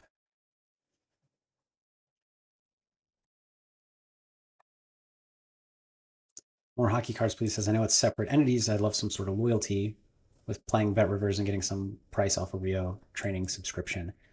Yeah, actually, that is something that we've discussed. So thank you for bringing that up. Daniel, thanks for having a good attitude about the hand. More hockey. Been a member of Rio training since it launched. I think 2013. Yeah, we launched on December 2012. So I mean, you're right.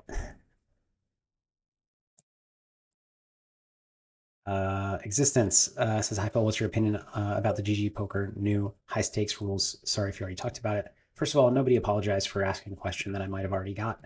I'm not expecting you to have all seen the entire stream. And if you've got a question, probably somebody wants an answer. And if I'm answering it the second time, I'll just be faster, or I'll try to be, no guarantee. So I heard about this just the other day, actually from a student. I didn't hear about it, but a player of mine was talking about how it might impact them. Player of mine, a student of mine. Um, I My understanding is that what's going to happen is the high stakes games, I think 5K plus, are going to be invite only. I don't know if that means invite into specific games, like they're all private games, or invite into being able to play um, in the 5K plus games, and then you just have access to all of them. And then obviously your invite can be revoked for one reason or another. Generally, I don't like. I mean, I think I don't like it. I would need to, like, before harshly judging it, I'd want to have a conversation with them and see what their reasons were, because sometimes they're trying to solve a problem that I don't know about. Um, I could see it potentially solving a problem of uh, cheating in high stakes, because it's harder to open a new account, and potentially. And we actually, back when we were running once, this is something we thought about for high stakes, was kind of only letting, I mean, kind of like this, only letting you play high stakes.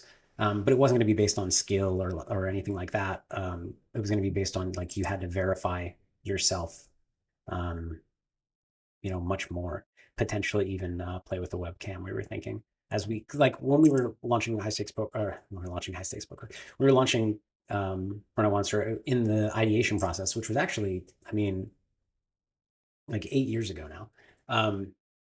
We were thinking very far into the future, because the whole impetus for starting the platform was to preserve the viability of online poker and being an online poker professional long term.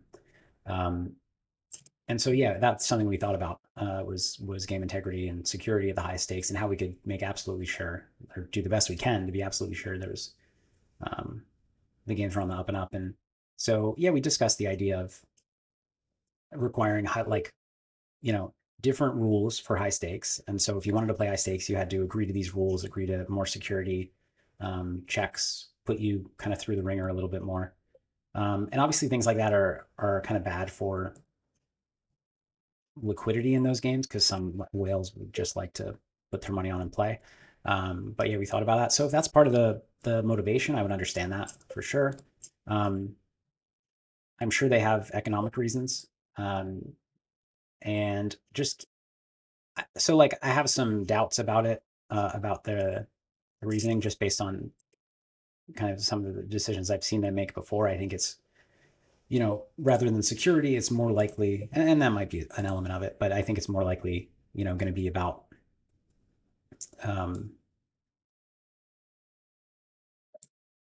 kind of restricting the keeping some pros out and preserving quality of games, which I'm always I'm obviously biased, but one of the things that I loved most about poker was that there was no there were no politics involved in the early days of online poker. You just showed up and played. If you had the money, you could play, and if you played well enough, you win. You don't need a fancy degree. You don't need years of experience. You don't need to know the right people. You're rewarded for how you play, with some variance included. So I'm always for open fields and things like that. I understand that some behaviors from people in open fields have led to a lot of people going into private games, and don't blame them for it at all. And I don't blame people who want to cater to those who want that experience, because it is what it is. Like that's very legitimate. If there are players who want a different playing experience because they don't like the feeling of playing in the open games, and it takes the fun out of it for them, then by all means, there's a need for that product slash service. Um, that was a long answer, and I didn't really get to it, so I don't really know enough to judge too much. Jack nine, double gut shot. Let's bluff.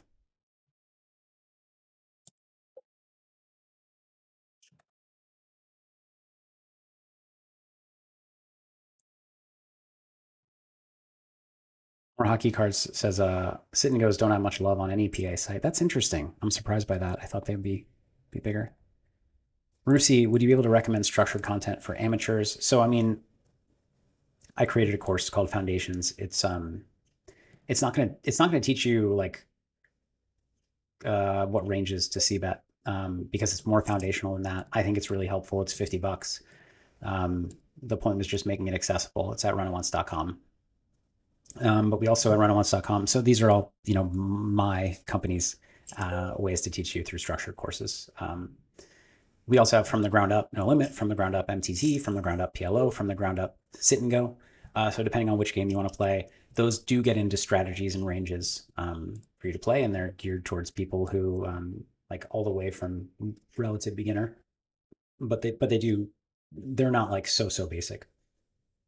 Foundation in some ways is more basic than they are, but in some ways it's not. It goes into theory, kind of breaks down advanced theory for people who are new to theory and poker theory. So I mean, I think they end up both being helpful, um, but I have a lot of bias there, and I haven't watched other people's other training sites courses on these topics, so I can't speak to them. But I'm sure there's other great content out there too.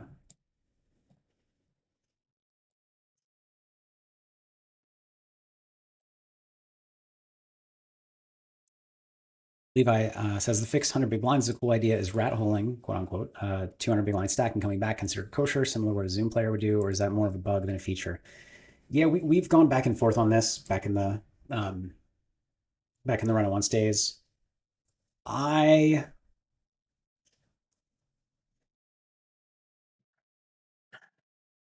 So what I think would be the best policy is that you technically allow it, and I'll actually explain the reason for this. That you technically allow it, but if somebody is abusing it, you let them know to stop doing that. So it's the kind of thing that occasionally would be okay to do, but if it's like a key part of your strategy, I don't think it's good for the games. I know that some players um, didn't like it when somebody had a 300 big blind stack and they would leave and immediately come back with 100 big blinds. Um, Now the reason that we kept it that way is, you know, because we have a blind lobby, by which I mean, you pick the stakes you want to play, and then you pick how many tables you want to play, and then you just buy in, and we pick your tables for you. Um, because we have that, you don't get to choose your tables. And actually, we set it up, um, at least in the past, that so that the seating. I'm gonna check raise, so that the seating algorithm, let's call it. Um, okay, let's play these hands first. So I'm gonna bet the river with Jack 10. I'm gonna four bet kings against Grayson. I don't really want to win against him though. So hopefully he. Oh, I actually didn't realize he was this short. I would have made it 60. It makes a big difference. Okay, good. Oh no. I'm sorry, Grayson.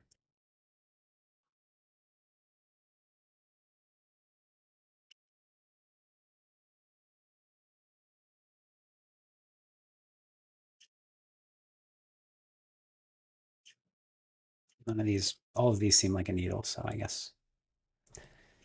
Do we have unlucky? No. All right. Um, where was I?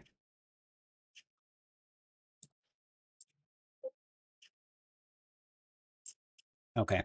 So we had the table set up so that to prevent table hopping. So we didn't want somebody to sit and play for a while and be like, oh, this is not a good table. I want to spin the wheel again and try to get a soft table. And then again, if they don't get a soft table, they're like, okay, I want to spin the wheel again and try to get a new soft table. So we made it so that it tries to seat you at the same table you left. Um, and that causes problems for people who, let's say, are playing one table and have 300 big blinds on it, and that's their whole account balance. Because, like, for them, if they want to play more tables, our seating system is going to keep putting them back at the same table, or try to until that seat gets filled. And so then they're not going to be able to split into three tables. And that's so, like, that, for example, I think is a very legitimate use of rat holing. Is, you know, you're normally a three tabler, but you've kind of almost busted your account, and so you're down to one table. But then you run that up, and now you want to split it into multiple tables. If we didn't allow, um, if we didn't allow you to come back with 100 big blinds there, those people would have had a bad experience because they would have been seated at the same table, and not been able to split their stack. So that was a big part of the decision, to allow them to come back with a 100 big blind stack. And what we decided was that we'd start kind of talking to people if if they abuse it. If it's just like purely a strategy, we don't. I don't want it to be part of the game. That said, I think it's close, and I think that, like, making it part of the game, like, it's the rules are the rules, and if people want to do it, they do it. Like, it's not that clear to me that it's wrong. But I think players don't like it. Taylor says, I don't really care about the downswing, just whining. Uh, it's like how I see it. GG owes me EV. I will just do a month of vision to reset mentally. All good. Well, props for being tough through downswing, being able to handle it.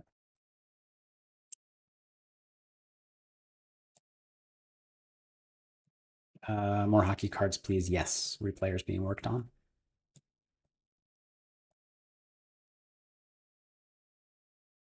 Norman, yeah, Quebec. I think there's no regulated poker, or at least I don't think Quebec's something we'll come to quickly, but I could be wrong about that. Quickly meaning, the next couple of years. I could be wrong about that. But that sounds like a lovely calling and line of work.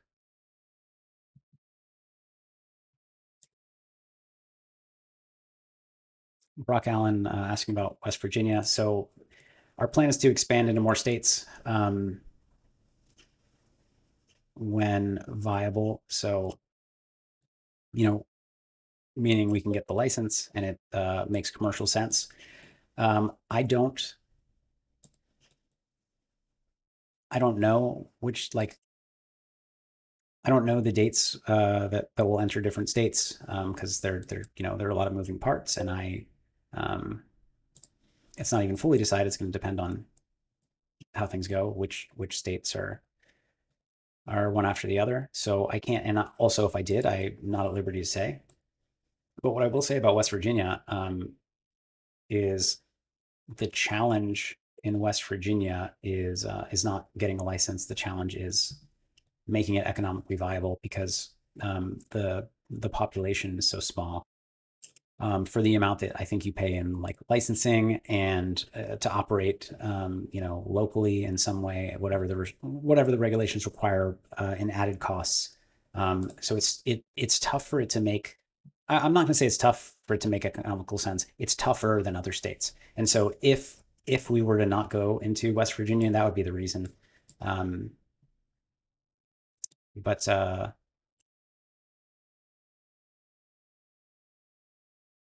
no decision has been made. I mean, I'm not supposed to say that even, but we may or may not. And you didn't hear that from me.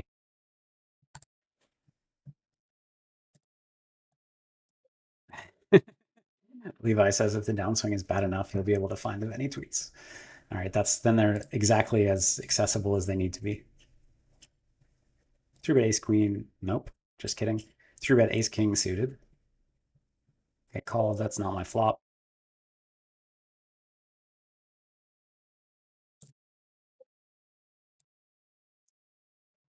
I don't really know.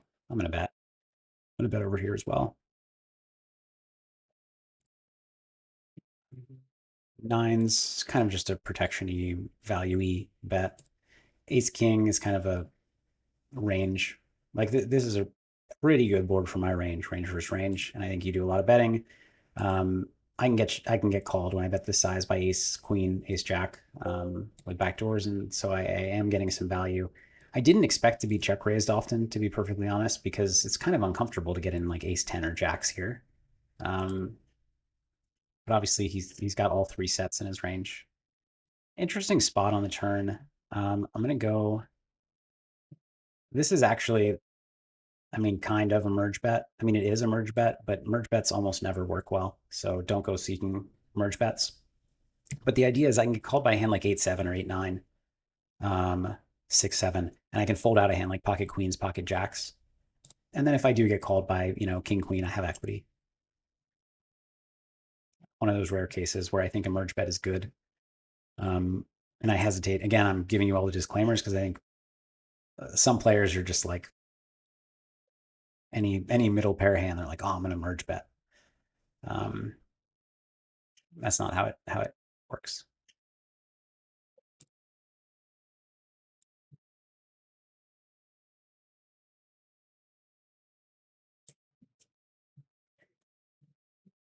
Um, any more questions? Any more questions on the rakeback system, reward system? I did share that post. I think Moonlight Master has it pinned. I'll call here with nines with the gut shot. And I'm trying to spread the word because it's something I really want to happen. Like I said, the impetus for Run It Once Poker in the first place, and the impetus for all of this, at least from my perspective, is and this is not a good bluffing hand. I mean, I'm gonna check and lose. That's a good hand. I'm curious what Hugh had, so I'm gonna check that out. Queen 10. Okay, yeah, I was not in great shape, but we have. Yeah, my all those years ago, um, preserve the viability of online poker, be a part of the solution to, well, at the time there were different threats than there are now, but all threats. And I think right now one of them is rake, and the system that we came up with, if it works, will allow rake to be very low. I mean, you can't exactly call it zero. You like some of the rake back will give in a sports bet, which if you don't have an edge in sports betting, you're kind of, so let's say like we give you $100 in rake back as a sports bet. And I don't mean the kind where like you have to win to even just get that $100. I mean like the actual, it's like money, but you have to bet it. Um, but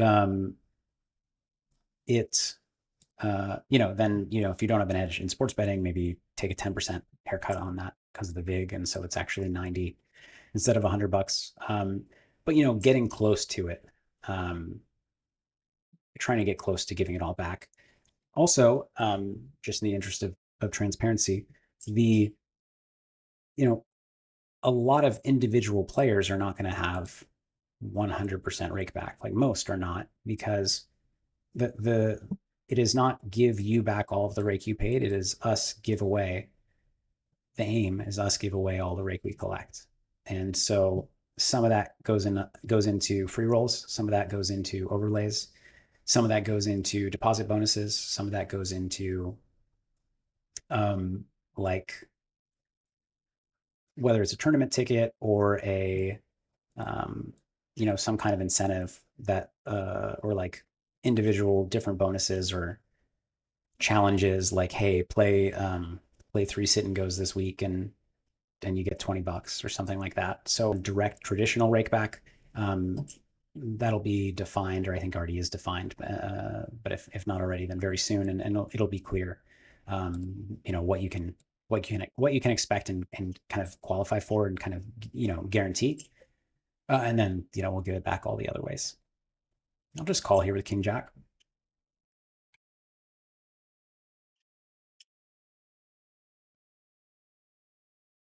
Oh man. So I thought nobody was chatting for a long time, and my feelings were a little bit hurt. Um, but I just didn't. It was stuck. I thought it was auto scrolling, but I had scrolled up a little bit, so it was stuck. So now, yikes. Okay, I'm gonna start at the bottom. Moonlight Master is sharing the tweet. Thank you, Rusi. You're very welcome. And yeah, nice. That was your first time here. Welcome. Um, appreciate you being here and chatting with me. ASG, I've played PLO with Joey Ingram, kind of back in the day in Poker Stars. I don't know, 2550 ish cash games, 5100 sometimes. It's been a long time though. Lucas, yes, Run It Once did shut down Rest of World and sell to Rush Street Interactive, who runs BetRivers, and relaunched as BetRivers in the US market, starting in Pennsylvania. So you're American. Well, so it is for Americans, but only in the states where online poker is legal and regulated. So I'm not sure if you live in one of those.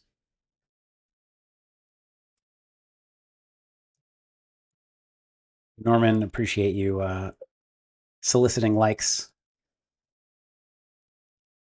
on the YouTube video or stream rather.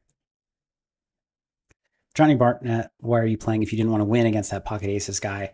The pocket aces guy was good for the games, and I'm just playing to get more eyes on the site and what we're doing and spread the word. I'm not playing to win. I'll try to play well, and so some people can learn from it, and also because it feels weird to just splash around and play dumb on purpose. Um, but yeah,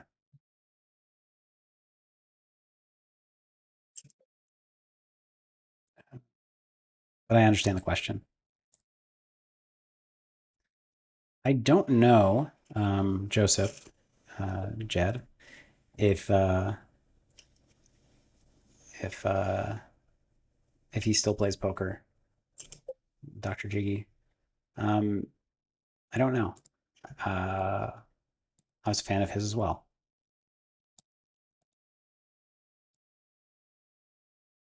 Yellow hurts. Feels like winning players should not be able to rat hole, but recreationals should be able to. Kind of. I mean, yeah, that part of if we get to gain an edge and not gaining an edge by doing it. Stugatz, New Jersey is right now. We're only live in Pennsylvania, but we are looking to expand to more states, and New Jersey is certainly on that list. Well, on the list, I'm not even allowed to say that. On the list of states we're gonna consider.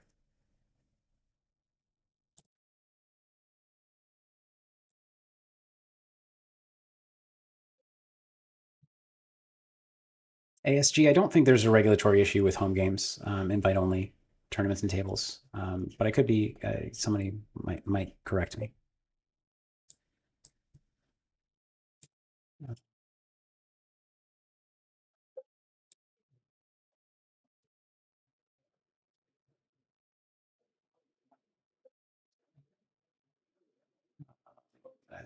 scroll down, see if I can stay in line with the comments. So I defend Jack 9 suited. It's a good flop for me. I'm going to raise it up. The problem with check calling some hands like this, which you should check call sometimes, is just that, getting blown off your equity on the turn is something that's going to happen potentially a lot.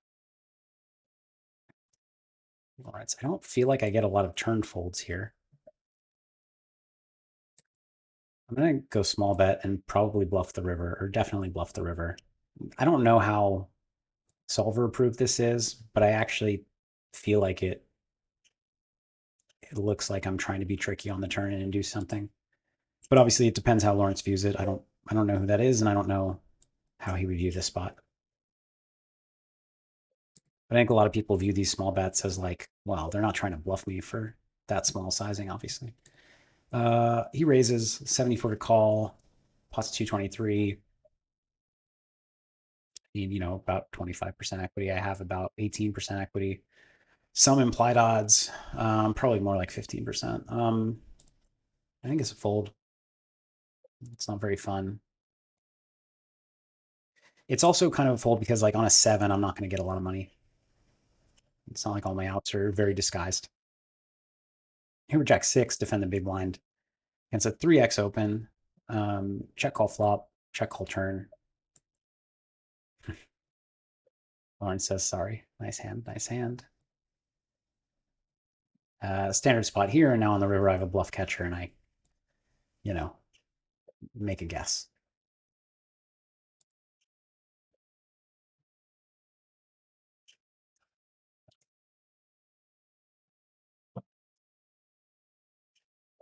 So I'm a little suspicious. 8-8 makes sense. 7-7 makes sense. Queens make some sense. Jacks, of course.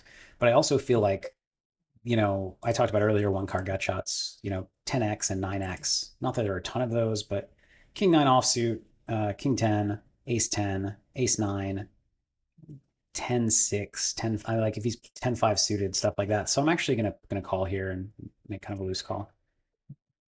Queen Queen, one of the hands that makes sense. But the other idea is like I didn't feel like a lot of two pair like he's not going to bet a lot of Queen 8, Queen 7 on the flop. Not a lot of King Queen, I think. So yeah, I felt like the value hands were kind of limited, and there were a decent number of bluff options available.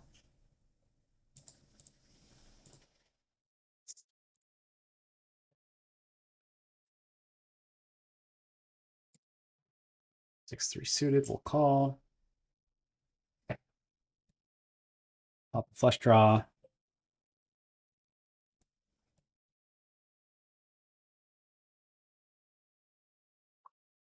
Norman unfortunately couldn't care less about the Rakeback system because I can't play on this marvelous software. I was playing on Runaway Poker. I'll appreciate the support on Runaway Poker.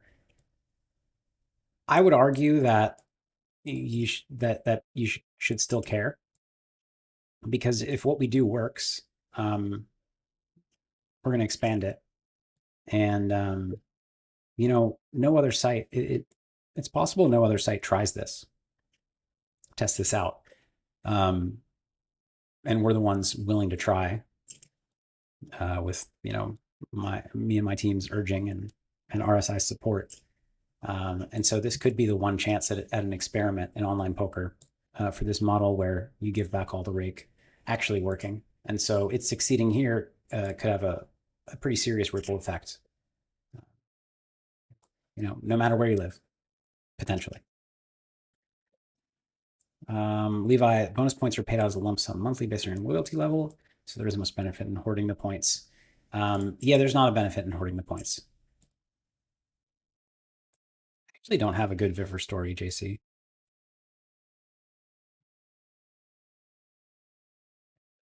Life flips, yeah. Run It Once Poker got sold and closed. We were in the rest of world market, non-US market, but we sold to Rush Street Interactive, who runs BetRivers Poker, or sorry, BetRivers, to create BetRivers Poker, which this is now. And we are live in Pennsylvania as of 8 days ago, and looking to expand to more regulated states. I don't know where you're at in the US, but We are going to be in the US, coming to more states. Jasper, the keeping the site running with no rake is the post explains it. It's I mean, I answer simple questions with too many words, so I fear that that'll take me 30 minutes. Alexis, glad you enjoyed the docu series. Such a talented, I mean, team, but editors, one editor especially, who put that together, and I'm really pleased with how it came out. Brandon, do we allow the use of HUDs like PT4 on BetRivers? No, HUDs are not allowed. We have a built-in HUD, as you can see here. We do a lot of things to prevent HUD use and disincentivize HUD use. However, you are allowed to use a tracker to track your hands and analyze your hands. You know, just not with a heads-up display on the table.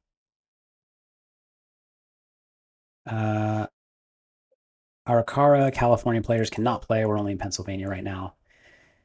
California doesn't have regulated online poker.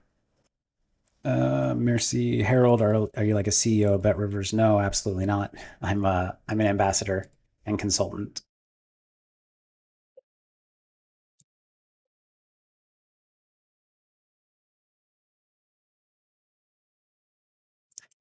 No, not in the UK. He who dares. And Stephen, not coming to, well, no near term plans to come to Europe. Run It Once Poker was in the UK and was in Europe, but didn't get enough traction. And so pivoted, sold the company, and we're now live in the US market, starting in Pennsylvania. Do I think the other top pros could reach the top again today? Or do I think I'm rare in that respect? I think a lot of them could. It takes a lot of hard work. Whereas back then it didn't take as much hard work. It was kind of just aptitude. But yeah, I think that the same skills that made people great back then still make you great today. I mean, it's slightly different, but yeah, I do think they could be successful. A lot of them. Now, some of them got successful when, some of them played in very soft games most of the time. And myself include, like, there were periods in my career where I was just playing in soft games and it allowed me to come up in stakes. I guess what I mean is some of those players, even that reached high stakes back then and didn't play for that long, they weren't truly tested. And so, if we got into specifics, I don't know if I could count on some of them to still make it today. But those who kind of stood the test of time back then, over a 5-year period was playing in tough games, like the tough games for the time and doing well, then yeah, I think they could almost all do well today.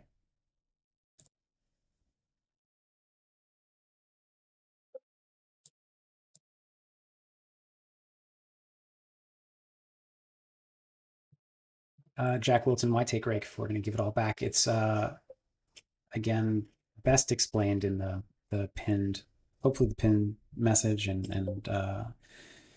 Moonlight Master's been kind enough to share it a few times.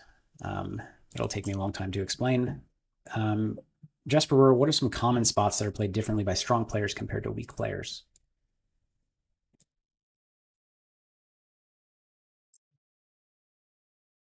I'm struggling. I appreciate the question genuinely, but I don't know why I'm struggling to find an answer because it's a very vague question. I feel like maybe I could come up with an example, but it's not going to be like the most common spot. There could be 5 dozen examples.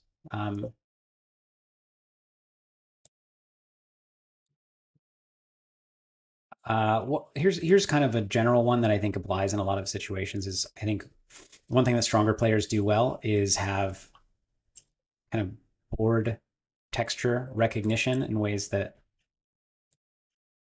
weaker players don't. And so, you know, weaker players, even like decent weaker players, will have kind of some heuristics in their mind of like, okay, top pair is a good hand on, like top pair is a very good hand, and um, I bet with if I have a draw, I bluff with a draw.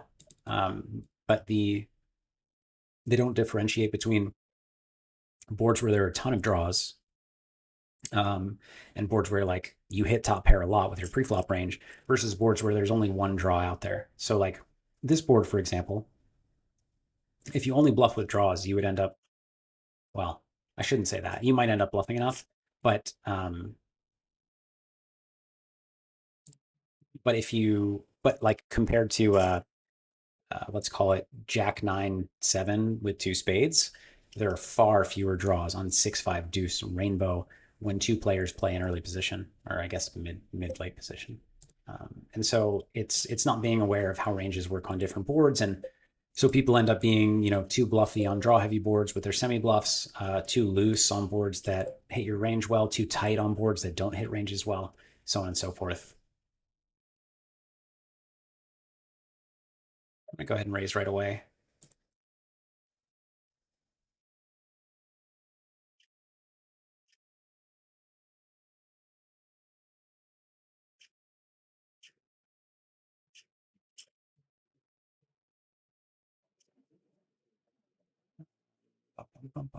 Brandon asks about Ontario. You like the HUD. Helps viability and hourly rate when 6 to 8 tabling. Yeah. I mean, there is a built-in HUD here, but it's not. It's designed to be, or I mean, our games as a whole are designed to give you less information about weaker players because essentially one of the biggest issues I think with online poker is that, and I'm gonna get to why this helps you, by the way, in my opinion. One of the biggest issues with online poker, in my opinion, is that people who lose, they lose too quickly these days and too decisively. Um, and they have more fun playing casino and sports because they don't lose as fast and as consistently as they do in poker nowadays. So we're trying to give them a fighting chance and have more winning experiences. Now, the reason I think that can help you is that, you know, a losing player who immediately loses their they deposit, they immediately lose it. I guess they deposit again, they immediately lose it. They stop depositing more often than a player who deposits, wins a little bit, loses a little bit, wins a little more, then busts their deposit, and deposits again, and wins a lot, loses it all back, busts their deposit. They're more likely to redeposit if they're getting more play and actually more value, more fun. Because if you're a recreational player, you're buying fun. You're buying a positive experience, and losing all the time is not a positive experience. And so, if you look at it from the perspective of, they're paying for a good experience. If we give them a better experience, they're going to pay more, which means they're going to pay more um, to you as a professional over time, which essentially they're going to be redepositing more often. It makes the player pool better. But yeah, I hear you. And on Ontario, I can't comment specifically, but we are trying or planning to expand to more and more regulated jurisdictions as we go. Yeah, only one state right now.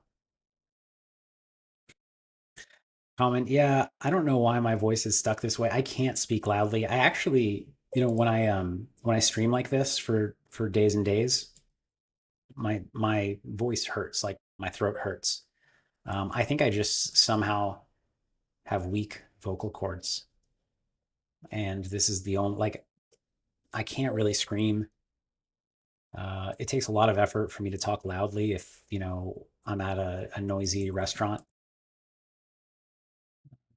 I don't know. I don't know why that is. I have some guesses, but yeah.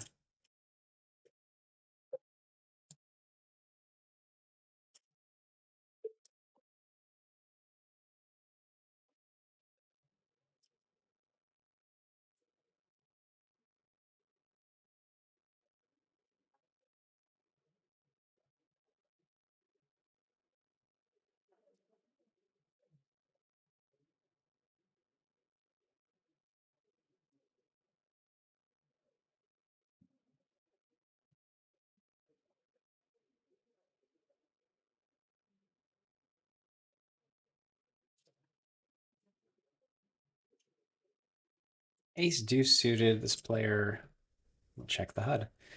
Well, it's second hand, but he's limping the button. I'm going to raise this up.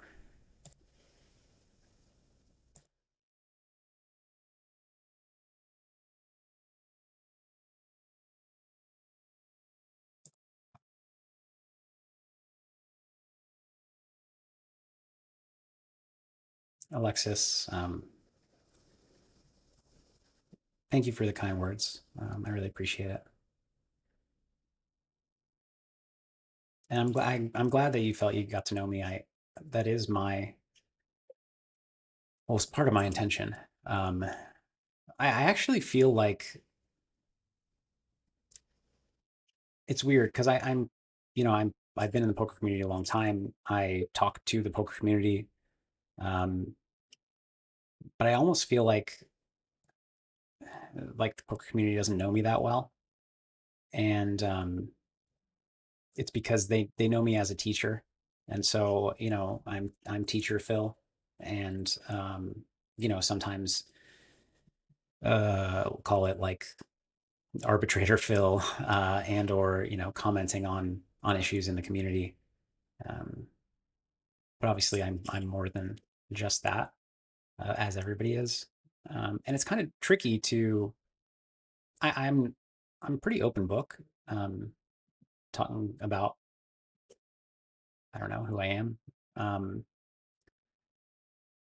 but yeah, it's kind of hard to show people who you are in the context of YouTube videos that are aiming to grab attention and teach, streams where I mean like this is actually probably the best medium of any of the ones I've used, um, but like tweets and shorts and reels, blog posts, even about like the one I'm sharing today about the rake policy.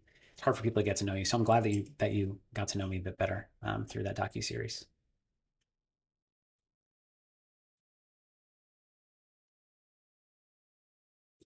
Short off, yeah, 2 5 games.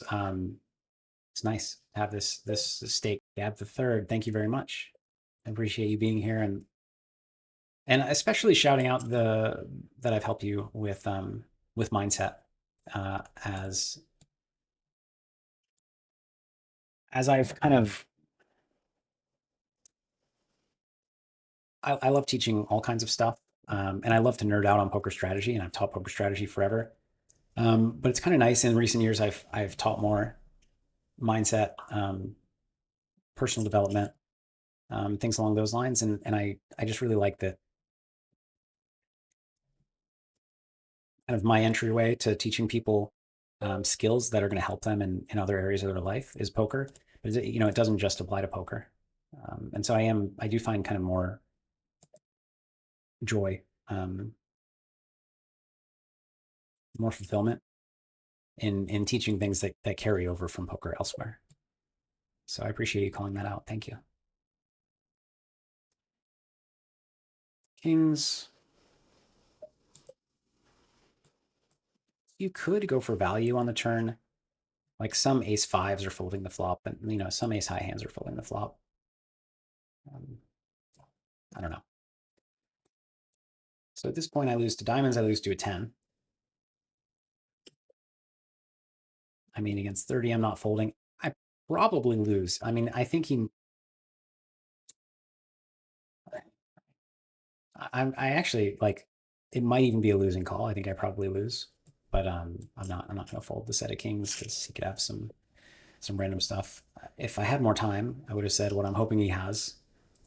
I had pocket sixes in my head. I know you guys believe me, but I still wish that I had said it. Not specifically pocket six, but like low pocket pairs is the main thing. And shows me he's a good player. That's the main thing a good player would bluff there, or hands like that. And actually, if like if he were to not bluff that hand, that would tell me that it's a bad call, pretty much, unless he's like making some bad value bets with ace five.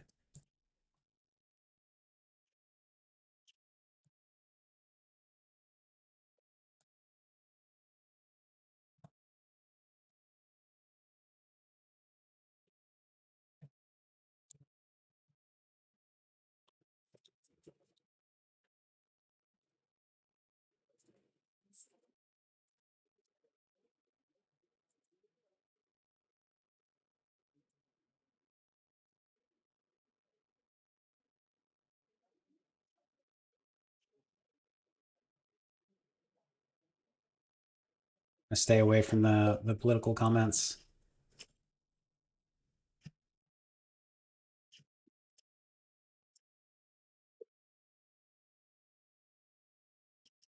super conscious. Yeah, I mean, I feel bad for the people that have been watching the whole time because I do repeat this statement because it's kind of what I have to say. But we're launching in Pennsylvania. We launched in Pennsylvania. Where the plan is to expand to more and more regulated states and regions as it becomes commercially viable.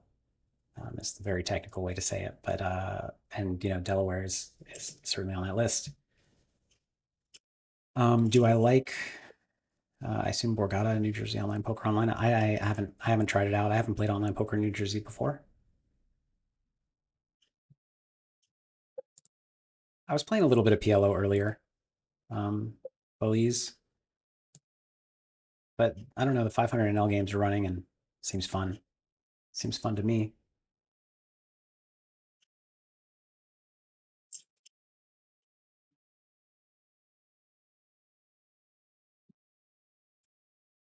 Joseph, yeah, I think that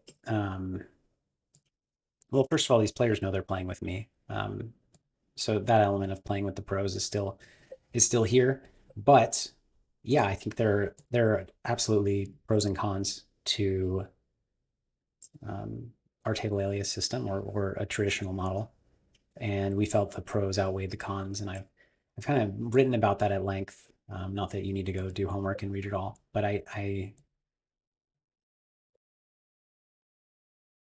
there are absolutely cons to the way that the system we decided. There are cons to any system. I think the pros outweigh the cons for us, for our players, but not everybody um, will see it that way potentially. Well, not potentially. I'll bet ace 10 here. We get min raised. So she's repping jack nine, queen jack of diamonds. I'm gonna call, but I'm just curious. Like the min raise, the snap min raise is an interesting play when you see it. Okay, 6-5.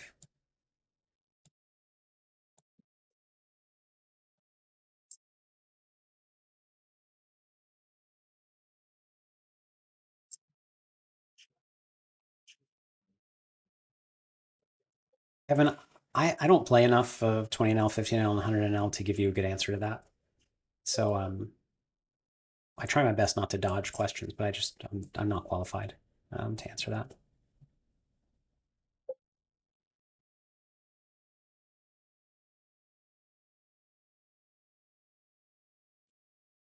Ryan, yeah, I would hope so.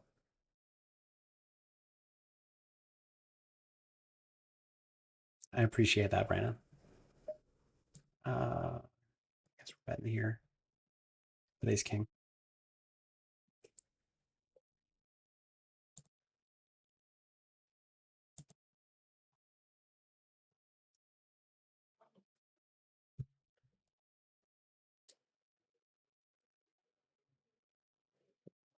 Let me take a look at well, let's let these hands play out.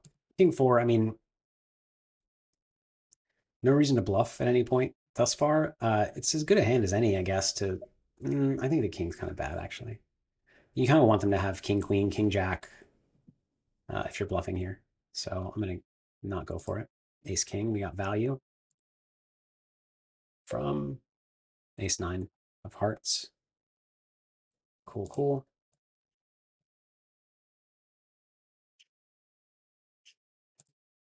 Toot. This is kind of my site. It's not, uh, it was my company. We built it.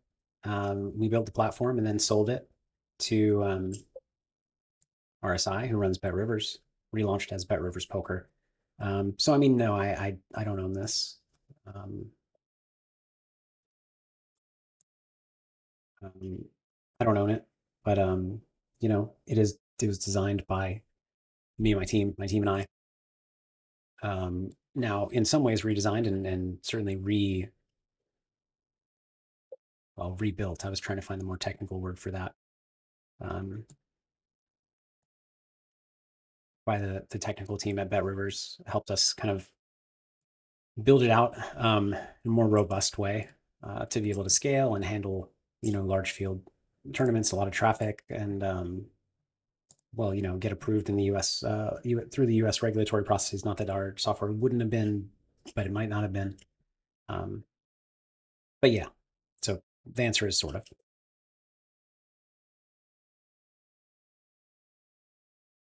Hero call. That's interesting. Poor airflow. Take the time to breathe deeply while speaking. It may help. I think I usually speak slowly enough that I'm breathing, but maybe, I mean, not while streaming and answering questions, certainly. Thank you. How did you learn that?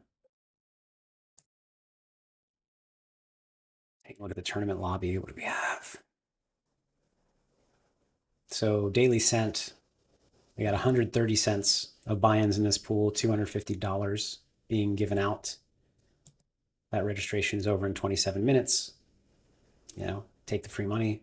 750 guaranteed. We got 470 in buy-ins. Oops, meant to move the lobby. Just wanted to see what we're up to. I'm not going to play any tournaments tonight. On Sunday, I'll play tournaments. The nightly Benjamin, our biggest buy-in nightly tournament, $100. Starts in 33 minutes. We got 3 players in the pool. It's a 4,000 guaranteed. I mean, all of these will very, very likely overlay. Saint, I mean, let's see a flop. Let's see what we can make happen.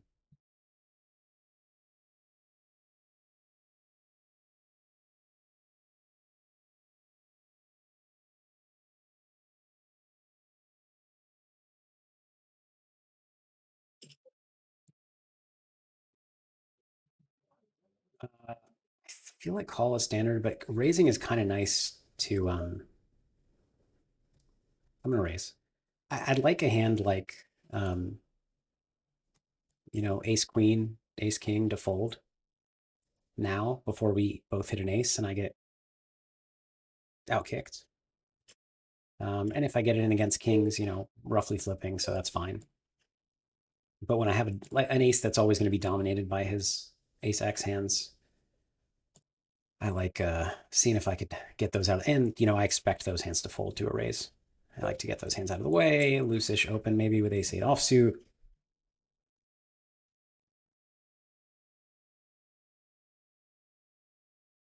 Davy Gilbert, I have seen Phenom Poker, but I've seen it, the name pop up a lot, but I don't really know anything about it.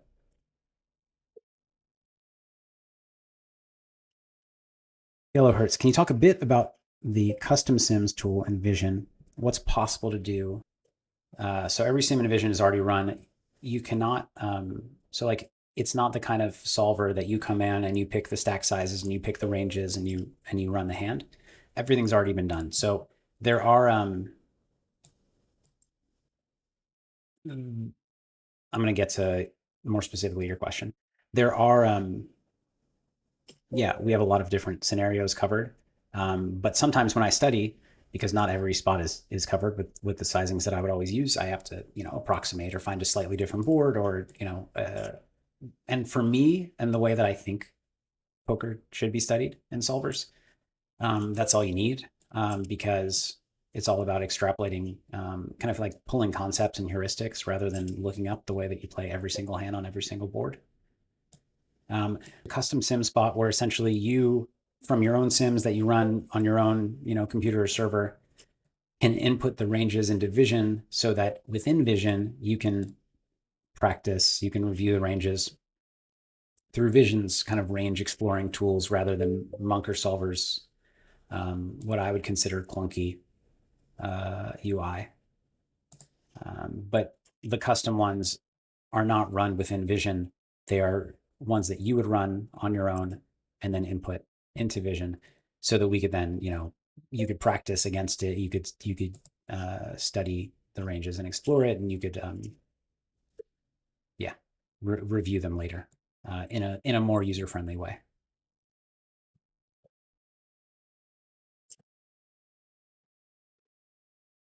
Hero call, that's awesome.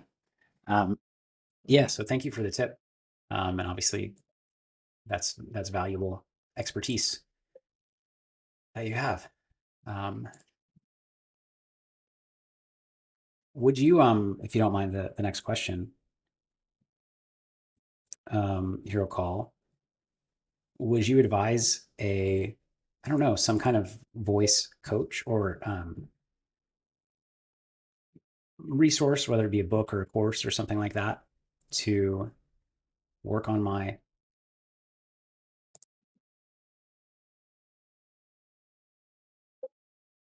yeah, work on my voice and not hurting myself?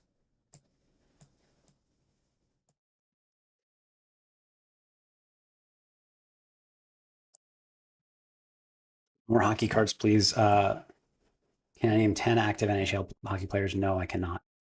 The only sport I've ever been into is football, NFL. So I mean, could I do NBA players? Probably not 10. And I'd probably pick a lot that aren't active anymore without me knowing it.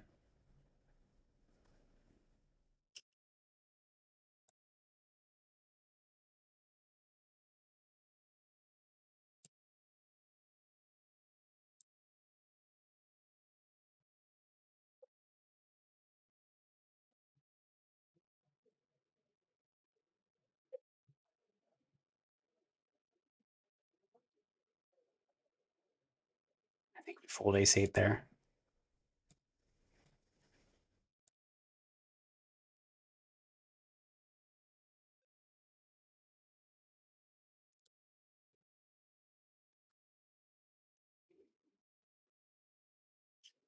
Five, three.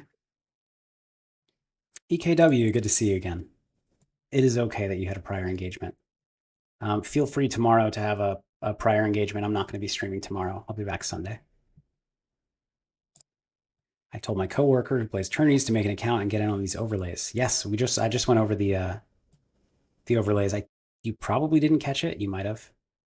Um, but I mean, you can see it actually. You're on the site. You can see it. There's a lot of good stuff.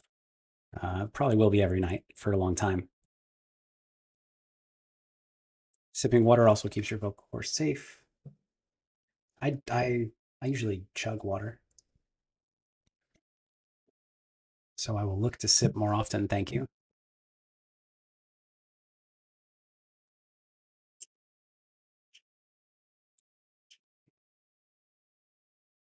Michael B. Yes, I am in Pennsylvania right now. Hop on BetRivers Poker. I'll be playing. Well, I'll be playing. A bit more tonight, and I'm playing on Sunday for quite a bit of the afternoon and evening.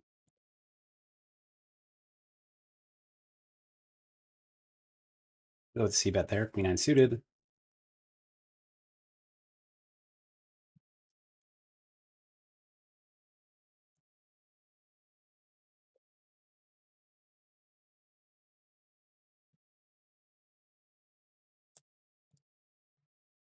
KW says I was also explaining the anonymous software, built-in HUD, etc., as he was not familiar with the original Rio software. I hope it looks good on mobile, as he was talking about. Yeah, in my opinion, it looks good on mobile too. So I think your friend will enjoy it. No, this trip, Michael, no, and create some plans, but um, logistical issues.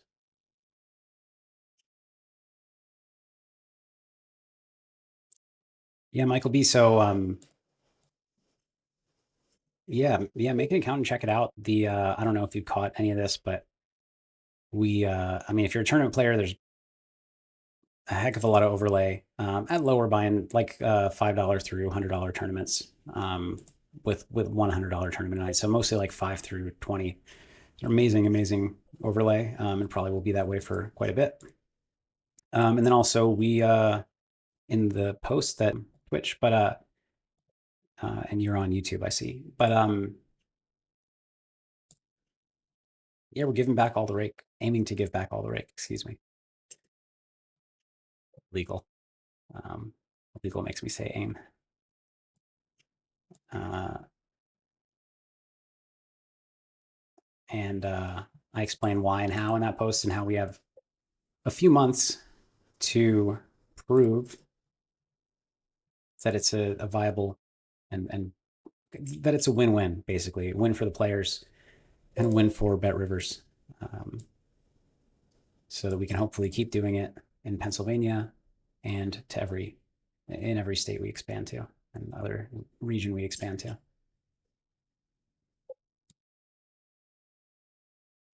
So in these spots, I think continuing to bet is good. A lot of people see like, oh, I block all the queens. How many I called? But some queen X folds flop, and like if you're checking, to you want to face value bets from queen X. So blocking queens actually blocks a lot of value bets.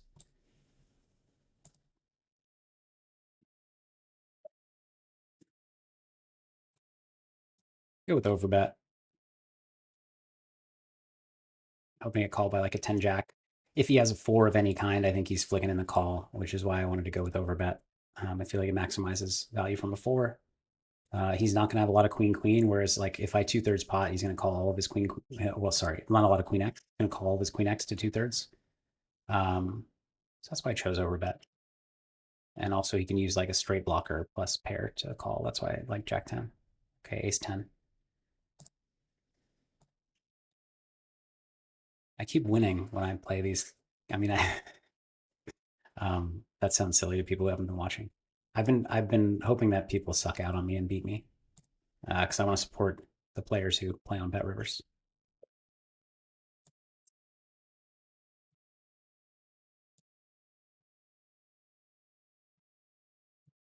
I'm gonna have to fold King 10 here. Casey has played 18% of hands after 94 hands, so that's a really reliable sample. He's asleep at the table.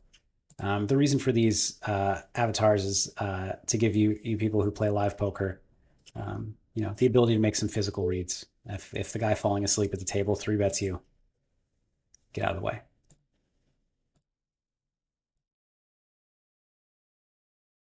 Yeah, I've been winning today. I mean, these are really the only tables I played. I played a single sit and go and I lost for $10, and then I'm probably up, $600 on these tables, $500.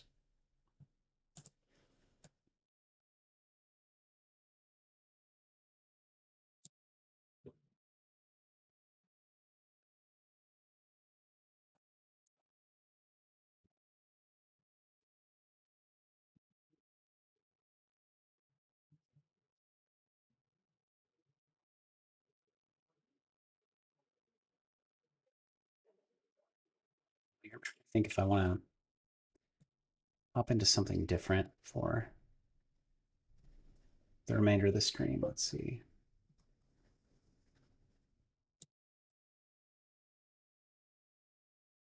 Maybe I'll just add tables. I'll have some fun playing some more poker.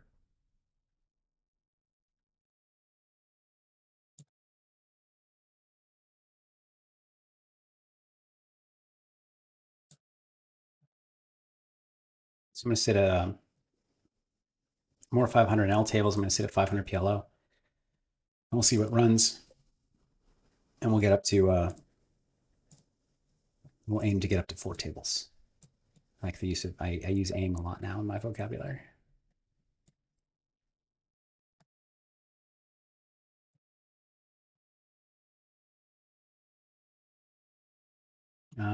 Lots of 100 NL running and a little bit of 200. So maybe I'll hop in there while we wait. At least I'll hop in 100 NL.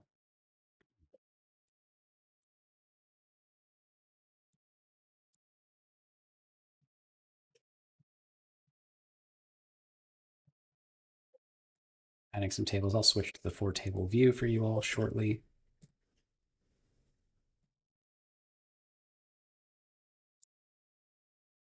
I think this looks pretty credible. 10-8 represent 9x, 10s, jacks, queens.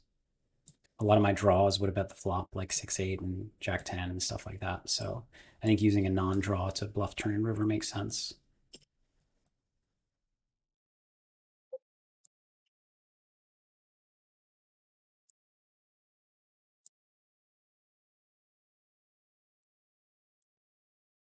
Gotcha, hero call poker. Thank you. Oh no. So this is I mean I got owned. Awesome, nice hand. It's really interesting because again, talking about hero IQ, like this guy's played 15% of hands. So Saint, he's played 15% of hands. He's raised 12%. He's been super tight pre-flop. And he found the call down with ace high. Um, which usually those, those don't correlate. So I mean it's badass. Nice hand Saint. I'm gonna switch to four tables. Only playing three right now and sitting alone at a fourth. But I think we'll probably get this one going pretty soon. I think it will just take one more person sitting in the 500 NL pool. Michael B, this is a built-in HUD. Everybody gets it at BetRivers Poker. It is free, and it is. I mean, there were a lot of game integrity and I don't know if game integrity is the right way. There were a lot of reasons for kind of game quality and user experience that we wanted to put the built-in HUD in. One big one that's maybe a little silly is we just hated how ugly it looked on streams when people would play with their ugly HUDs. And like we made, our humble opinions, beautiful looking software. We didn't want it to be covered with ugly HUDs. Small reason, but it was on the list. Supero, I'll have to. I won't bust all the players. I'll try to punt some back. Steven, used to love watching you play on Full Tilt, Rail Heaven, etc. Thank you. I used to love playing in those games. PLO for Dummies. Yep. This was the Run One software we opened in Pennsylvania. Run One shut down. We sold. We shut down and sold the company to RSI, who runs Bet Rivers. And so now we're open in Pennsylvania. It's the first state we launched in. We launched 8 days ago, and we're going to expand to more state poker sites in the U.S. regulated market. Which when I started Run Once Poker was like a tip top dream of mine. It didn't happen in the way that I wanted it to happen. I wanted it to happen while you know, after we crushed the rest of world market, and it was still my company. Um, but nonetheless, yeah, I'm excited about it. I'm excited about it anyway. Very clear check call, and a lot of weaker PLO players check raise bottom set on this draw heavy a board when somebody's got going to have a reasonable button open range. Like this is not a good hand. I mean, it's a fine hand. It's a good hand, but you're not looking to get the money in on the flop. If you get three bet, you're unhappy. If he bet calls, I'm not doing that well, and I'm out of position on the turn, and playability is going to be kind of bad. I'm going to fold this turn because like I'm wrecked against kings, I'm wrecked against tens, and even against straights and sets. Sorry, straights and flushes. I'm barely getting the odds. I'm definitely running out of voice steam as we continue on through this week of streaming. I also did some, coaching calls and other work calls, and using my voice a little too much. Hanging out with my family and talking. I'm not going to fold the straight draw plus flush draw. I think easy call. I'll just pot the six high straight, seven high straight. Excuse me.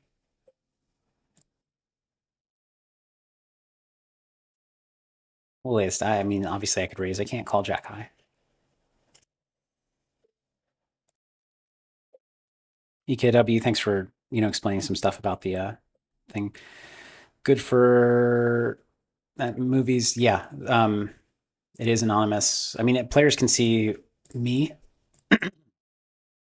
but for other players, they get a table alias, a different name and avatar on each table. As far as other players are concerned, for them it looks the same on each table. And we explain all that when you sign up in the onboarding.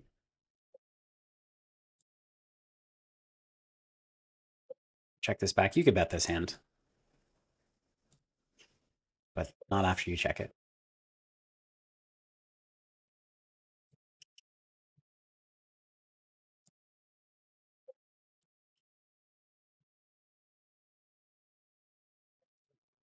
No, I don't vapor smoke. GTO Poker Legend. Yeah, I've been I should probably make myself some tea. I've been using just like some lozenges in between streams.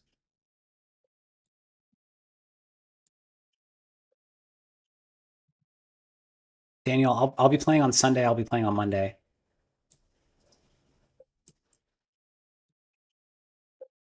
Both in the evening. Sunday I'll play a longer session, so like late afternoon to later evening. Bluff Jack high here.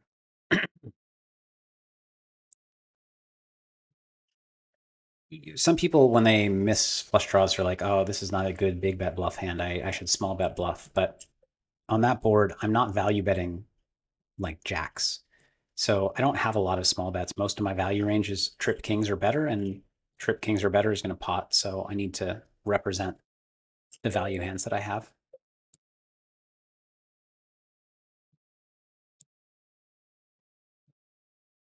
My master sharing little docu series. Share more about me.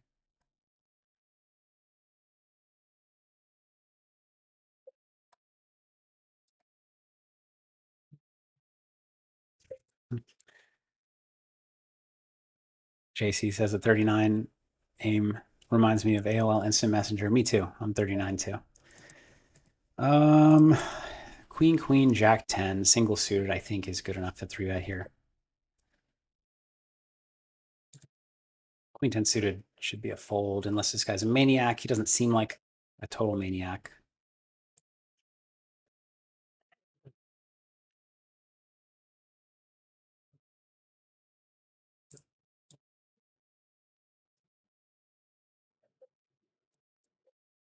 Alex Schaefer, I'm not familiar with the New Jersey PLO landscape, so I would love to help, but I don't know where a good place to play would be. Anders, um, I don't know necessarily the plans for the whole company, but right now BetRivers, sportsbook and casino are in as well as Latin America. There are some regulated markets that they're in, and so we're not gonna. I doubt we'll expand poker beyond where the sportsbook and casino are. Uh, but that said, those might expand in the future, and I have no knowledge of that. That's not my area of the business that I consult on.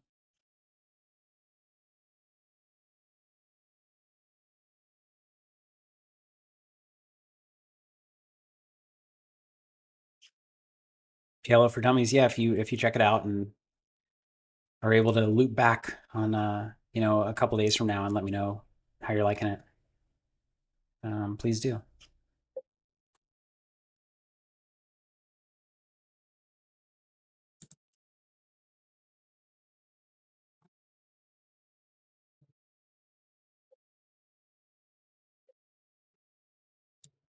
King Queen suited seems good enough to bump it up. This is technically not an open. I think Ace 9 Deuce 3 suited to the ace. It's close to one.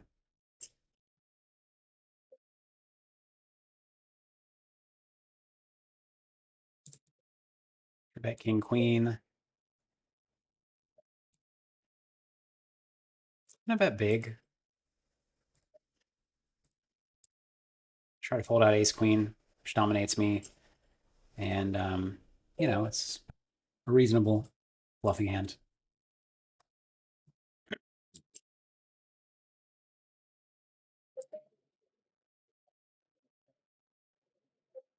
On the turn, it's getting a little weird. I'll be honest.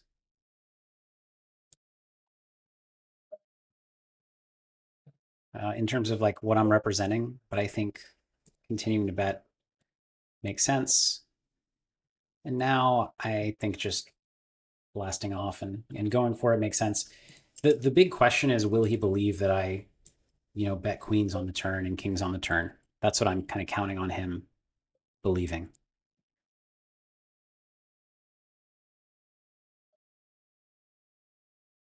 He either believes it or he missed a draw, or maybe both.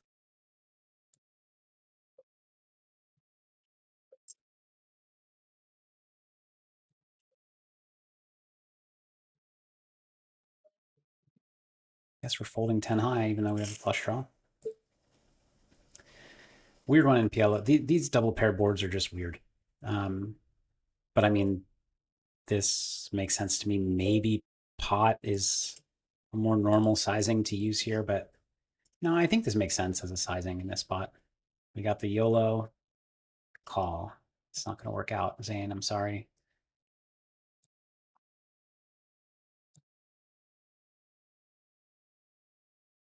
Kings with clubs, standard till the river, and then he has 6 also. I think that's a good play by Zane. Okay, we got hands going on. This is what happens when you 4-table. I forget sometimes that I can't be answering all the questions all the time, but still keep them coming, and I'll do my best. I do like having questions there to draw on when I get bored 4-tabling. A lot of times people look at this board and they're like, "Oh, I need a stronger draw to bet with," but like, when are you gonna have a stronger draw? It's sometimes, but it's pretty rare. Um,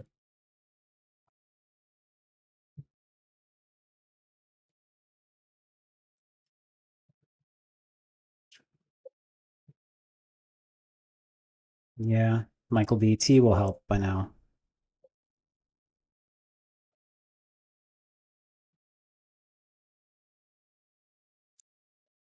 Fold, fold, check.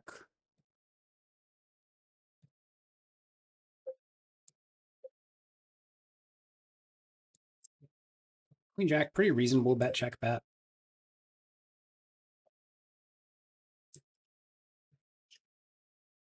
Especially when I'm a nit 14-14. Okay, there we go, 2020. So this is definitely supposed to be a fold. I'm gonna, try to donate a little bit back. Ace Queen 7-4. All right, we probably donated some back.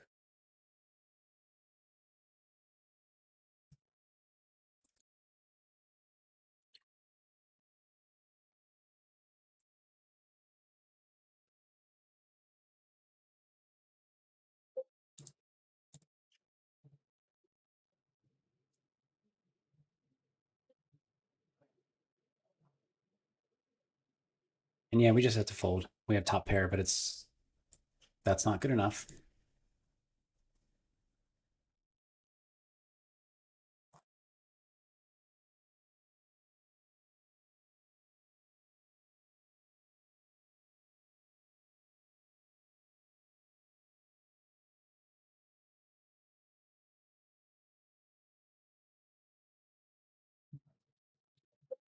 I just realized that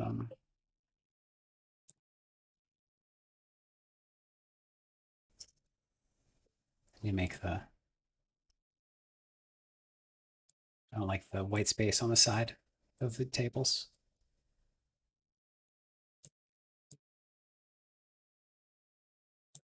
All right.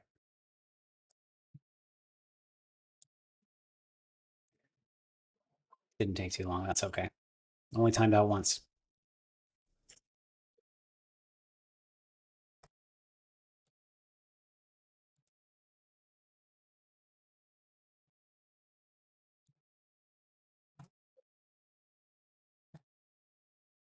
Jacks. Let's not time out. That's my main strategy in this hand is not timing out. As I have 6 seconds in my time bank.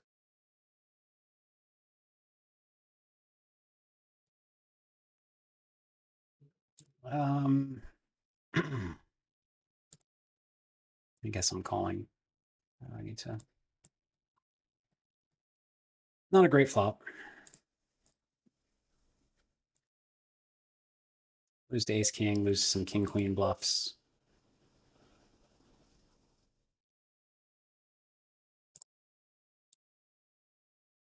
I'm gonna fold.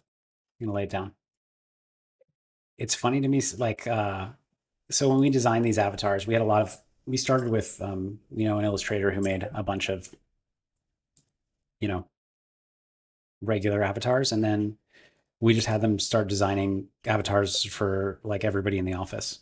And so a lot of these avatars are real people that I know, or the likeness of real people that I know. And so sometimes it's funny for me to just see them playing poker against them. Finn is one of them. All three of these are people I work with.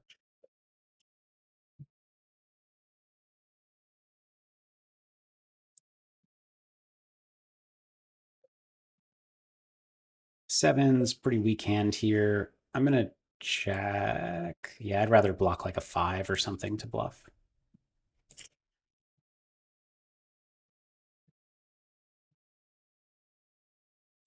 All right, I think my computer's mad that I'm playing four tables. This was a good computer 4 years ago. Um,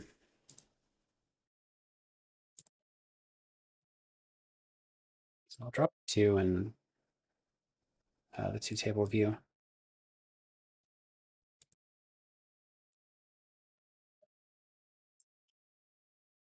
Okay, we'll call here, call here. Is there a reason to raise? Could we fold out aces? Probably not. Maybe. Could we get it in good? Maybe. I think I am gonna raise. It's like it's just tough to play out of position, and there are no really deceptive turns for me to hit. When I hit my straight, it looks like I hit a straight. When I hit two pair, it looks like I hit something, maybe a straight or a two pair. So I think just getting it in now and let's just take my equity and run it. And if I can make him full, great.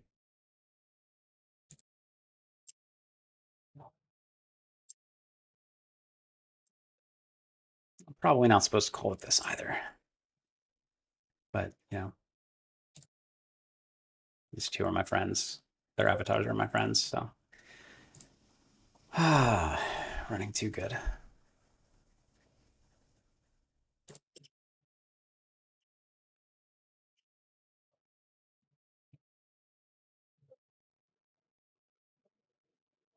Like these are the spots where I think maybe supposed to slow play, although actually maybe not.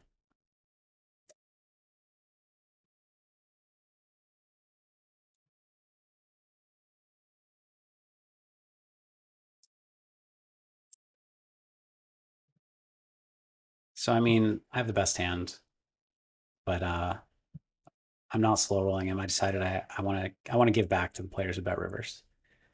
So I'm gonna lay this down. Nice hand. It would actually be really funny if he somehow had Queen Jack and I was made the sickest fold ever. But every once in a while, I'll throw out a gift.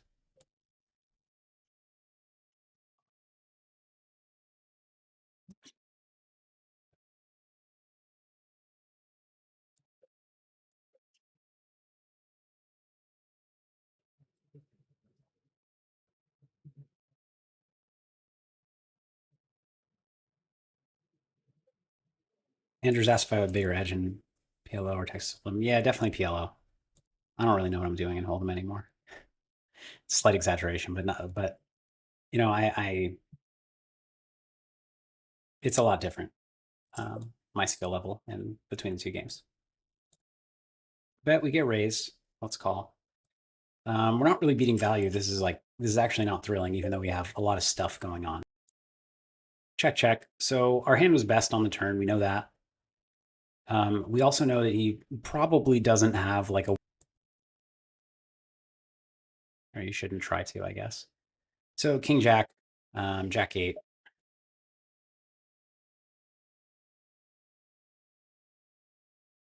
So I think this is a call. Um, but I mean a close call, so I don't need to try to donate. I just think it's more likely he raises like a blocker on the flop, like jacks or some kind of ace jack four X, than that he raises king jack. And like queen's a really good blocker to king jack because king queen jack is the kind of king jack that he's going to raise.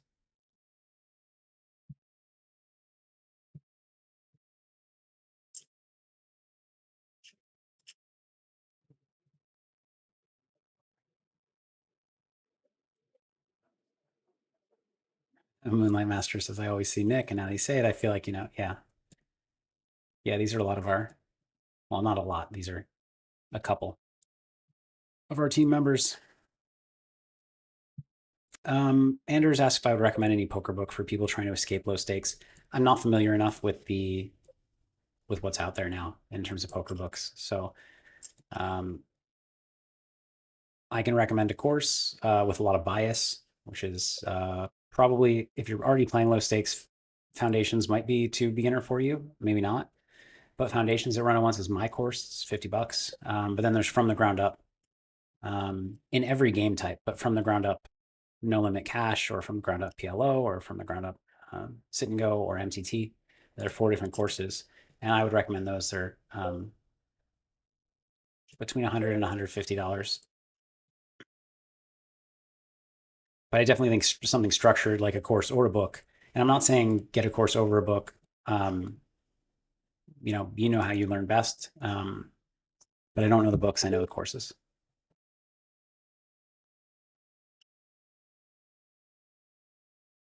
Yeah, Daniel, I am in Pennsylvania, in Philly. It's not my sister's house. I got an Airbnb nearby her house. She has 2 big dogs, and thought it wouldn't be great for streaming to have all the barking. So I 3-bet weird type of like weird quality hand on this board. I'm going to check. You could check your full range here, but you don't have. I don't think you should actually. I think it's a little too simplified for this spot. The way the ranges work, because you have a pretty strong range here. Ace eight might just be a fold. Backdoor. And here we'll check call. It's not the worst to rip it in, but I think check call. Give it to him on the king. Nice hand.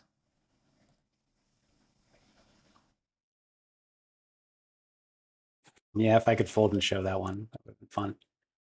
I think we have fold and show, but my set I have auto muck. I have auto muck on. I should.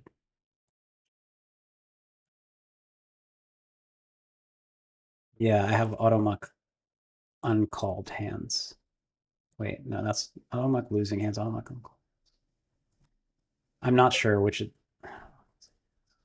No, I think that's. This is kind of whatever. Kind of close. I think it might be a call in theory, or it's almost definitely a call in theory. But I don't worry too much about what theory says. I make a read. I think it's very close though. Like making a read, I think it's very close.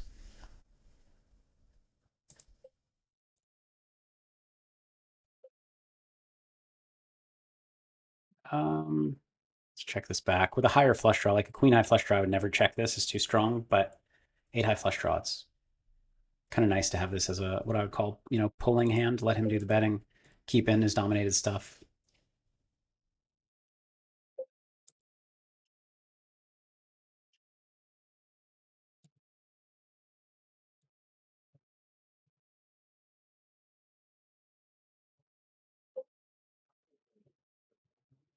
Yeah, Moonlight. I don't think that was a GTO play either. I laid down the second nuts in a spot where he almost never has the nuts. Oh, so that's like a really loose, loose bluff.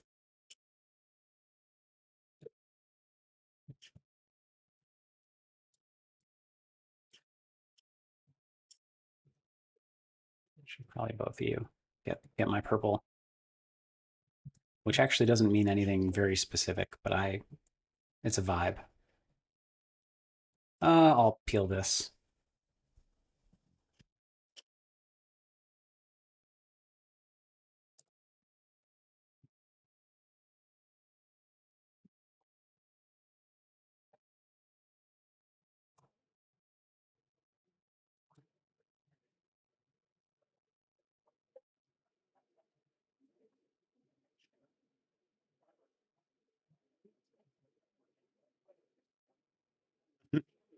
Yeah, it will make a good hand review. I wish I had the nuts because some people would just see that if we were to clip it, they just see it and be like, well, Phil thought he had it. When I mean, essentially know that I had the best hand. But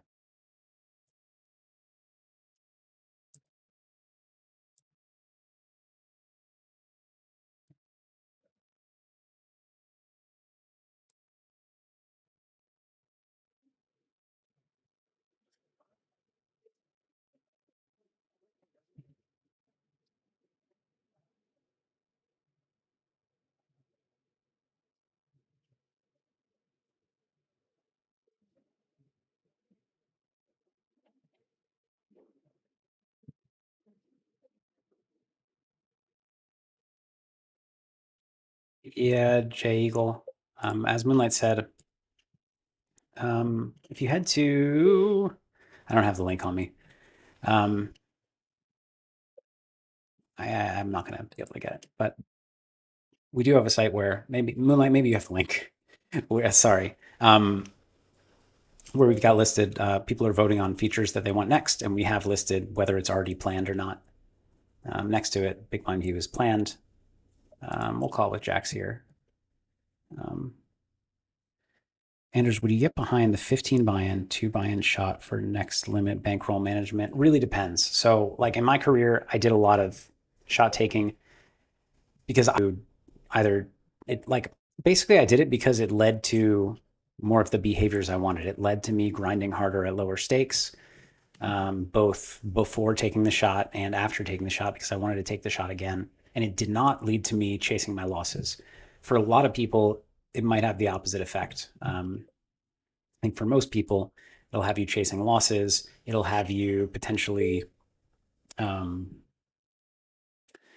well, potentially not taking the lower stakes games seriously after you take the two buy-in shot and lose. Um, so you really got to know yourself. I've been learning a lot more actually. Like, so I've always known that about myself, but I've actually learned more about myself recently that makes total sense why that worked for me. Daniel, no, I won't be playing live poker this time. Um, Interesting. I'm curious why you primarily play in Pennsylvania while living in New Jersey. I guess my assumption would be just better games of some kind.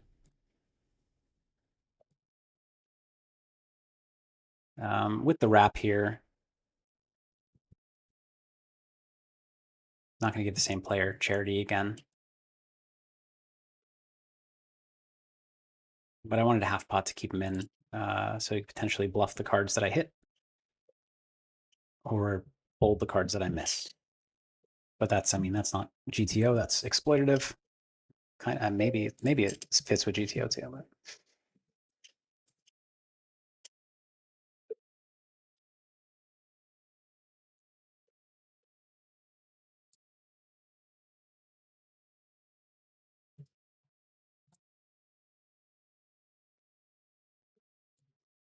excuse. We'll lay that down.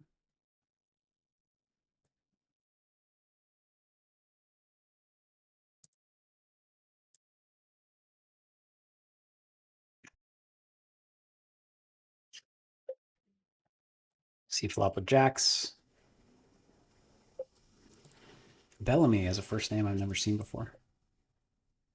That's a good turn.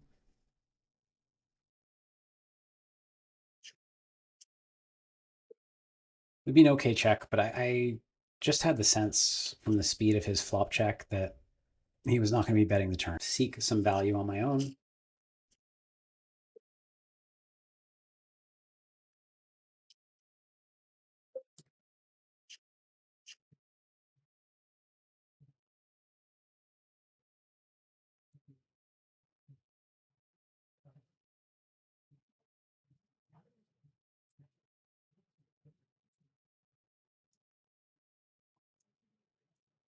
Um, I've talked, I mean, a few times throughout the stream, but for the people who are new, I made a post on X/Twitter today about our uh,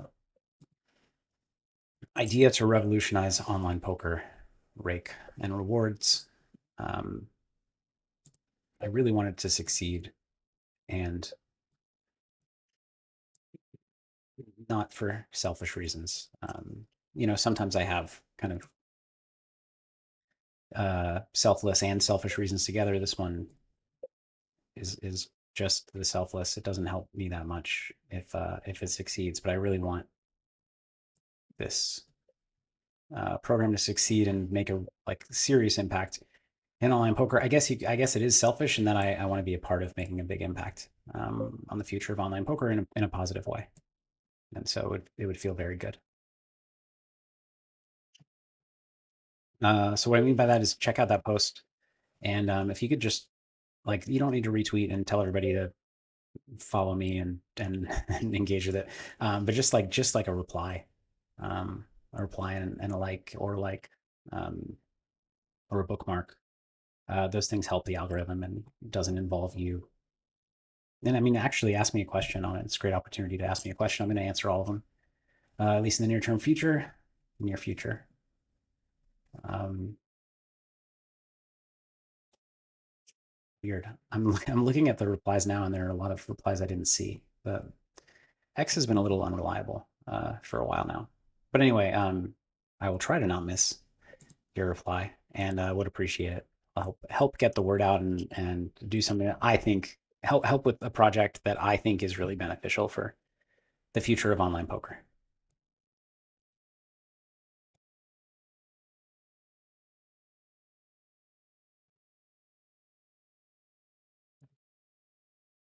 Three bet double suited kings here. Bellamy's been pretty loose. Not a great flop. I'm gonna check, and I think you kind of need to check rip this flop. Do you need to? I guess I do a lot of ace ace deuce, ace ace three, ace ace four, ace ace five.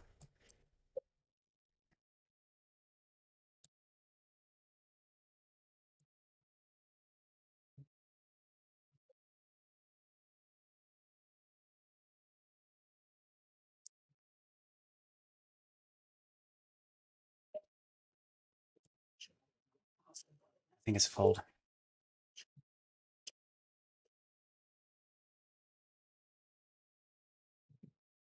GoBarty asks if there are plans for PLO8 training videos. We have some on the site. I don't make them because I don't play PLO8 really. I had a stint for a little while where I played some PLO8, but I'm not really qualified, I think, to teach them. Daniel Park spreads higher, more consistent games. Almost ironically, there's very little reason to go to AC these days. Interesting. Yeah, I had no idea. Thank you for answering. B, would I consider doing a meetup game? Yeah. We had talked about planning one. It didn't work out this trip, but a trip back to PA in the future. It's very likely in the cards, and hopefully we would do one then. Moonlight, you're the best. Finding the link to the features.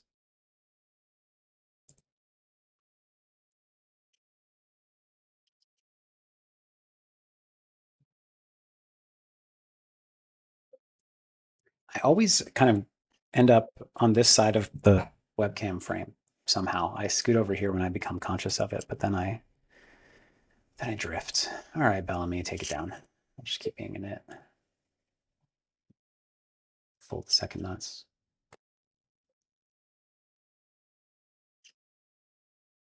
Um,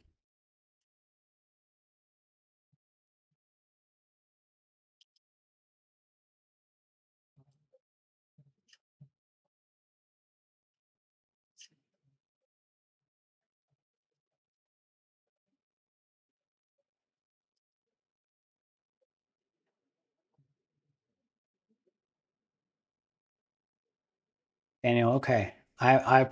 Truth be told, I'll forget about which stake to hit up. But if you show up in chat on a Sunday and Monday and remind me, then I'll hop in and do a little battling.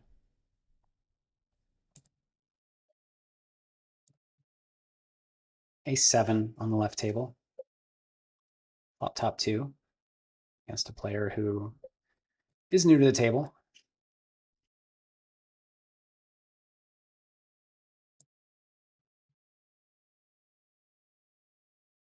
In theory, you don't do a ton of slow playing in no limit hold'em.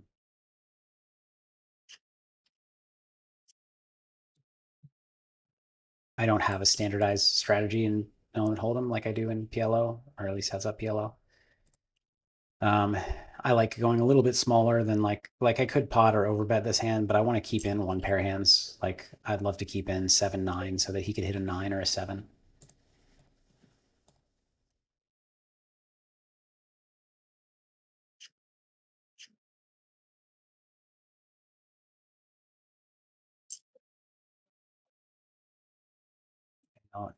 And thanks for helping this all come together. Having extra sight in PA helps me a lot as I build the bankroll.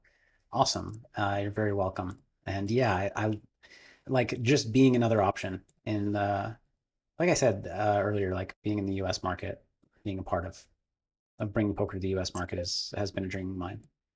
So it's been awesome for me too. Uh, I mean, yeah, I think I can peel here. It's close, but I have some implied odds. Not bluffing without a diamond.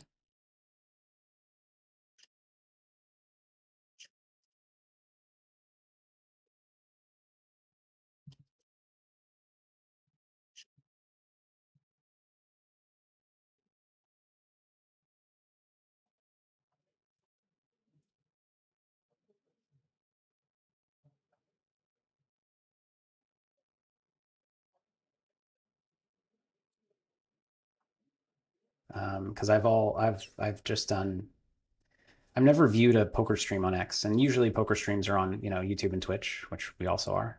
But I'm just curious if it's like a viable platform to stream on, if it makes sense to continue multi-streaming to X. I mean, I've seen some replies, so yeah, I'm gonna assume some of you are watching. I'm just gonna go for the raise.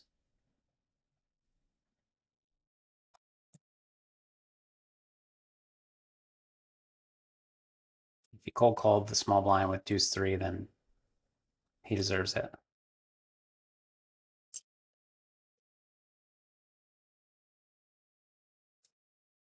Probably beat. Um, if he can turn ace five or 5-5 into a bluff here, then that would be a very strong play. But I would fold. Instead, it goes check, check. I'll win against 4-5 deuce six. Okay. Well, if he called that, then he certainly could have had deuce three in that spot.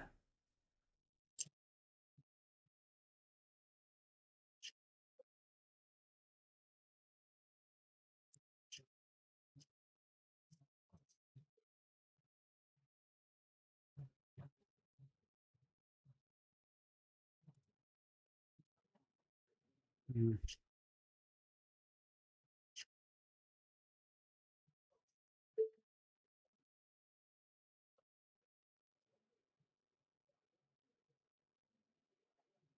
Jack is probably a fold, but you know, let's see what happens.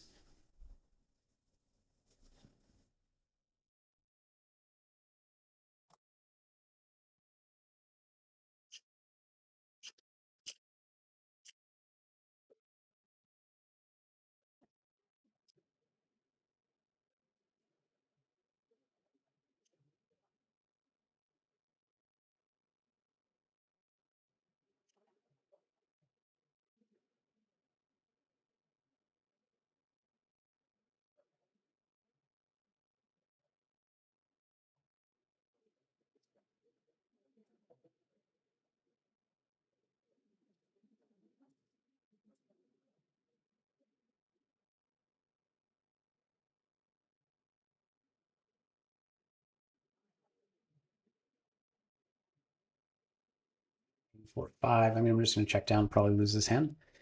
King's on the left. Three got the kings to this amount.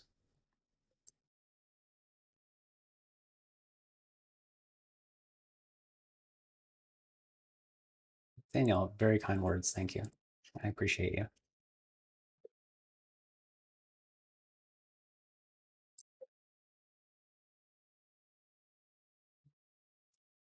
All right, we're getting it in with kings.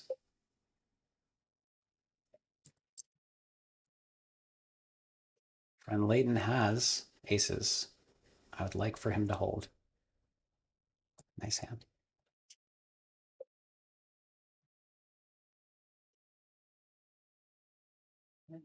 Not much you can do there. So this is I'm gonna bet here on the right. This is a little trick of the trade, a trick that I used to do like 15 years ago, which is that mostly in like live tournaments, is after a couple of big hands showed down, I would um, I would three bet or four bet. Like I would three bet the next hand, sometimes four bet the next hand because I think it skews people's perceptions of what like how likely it is that those hands show up. So in a spot like that where it's kings versus aces and you get three bet or four bet, I think people are quicker to assume that they're up against one of those hands and they play tighter. Nowadays, I don't really do that because any opponents I play with are just playing their ranges. They're not as susceptible to the emotional swings of the game or like of the meta.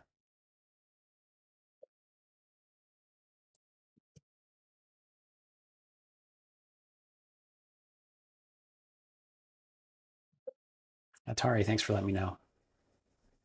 Um, I mean, this seems like my hand should be good.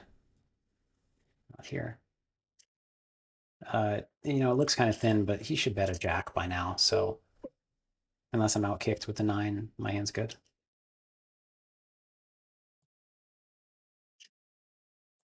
Fives make sense.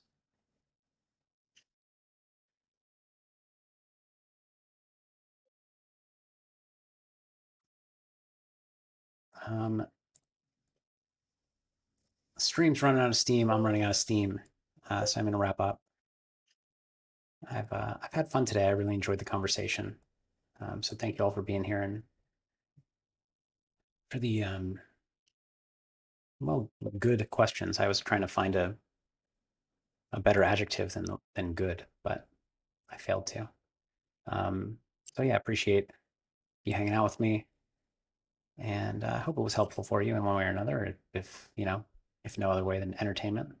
And okay, this is supposed to be a fold with eights and deuces, but for the last hand, we'll see if we can flop a set.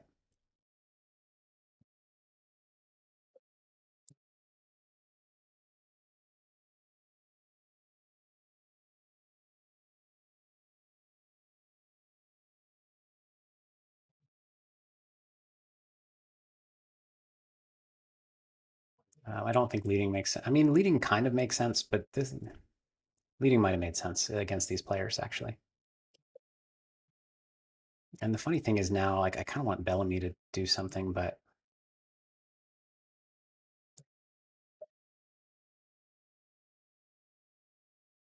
get in with deuces on this flop.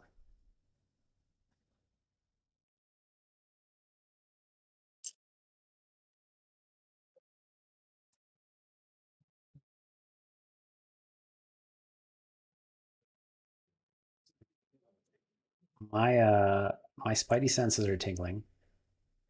I think I might lose this, but there's not really any other play.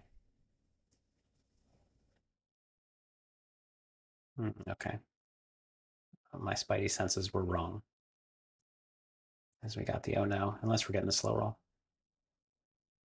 Okay, oh no, you'll allow. Good luck, good luck. Oh, unlucky turn for him. The small raise on the flop, I think, worked out pretty well. I mean, obviously, I got lucky that he hit the 10 on the turn, and extra unlucky that I'm not going to hit and run. So sorry, gentlemen. But yeah, thanks for watching. I appreciate you all hanging out.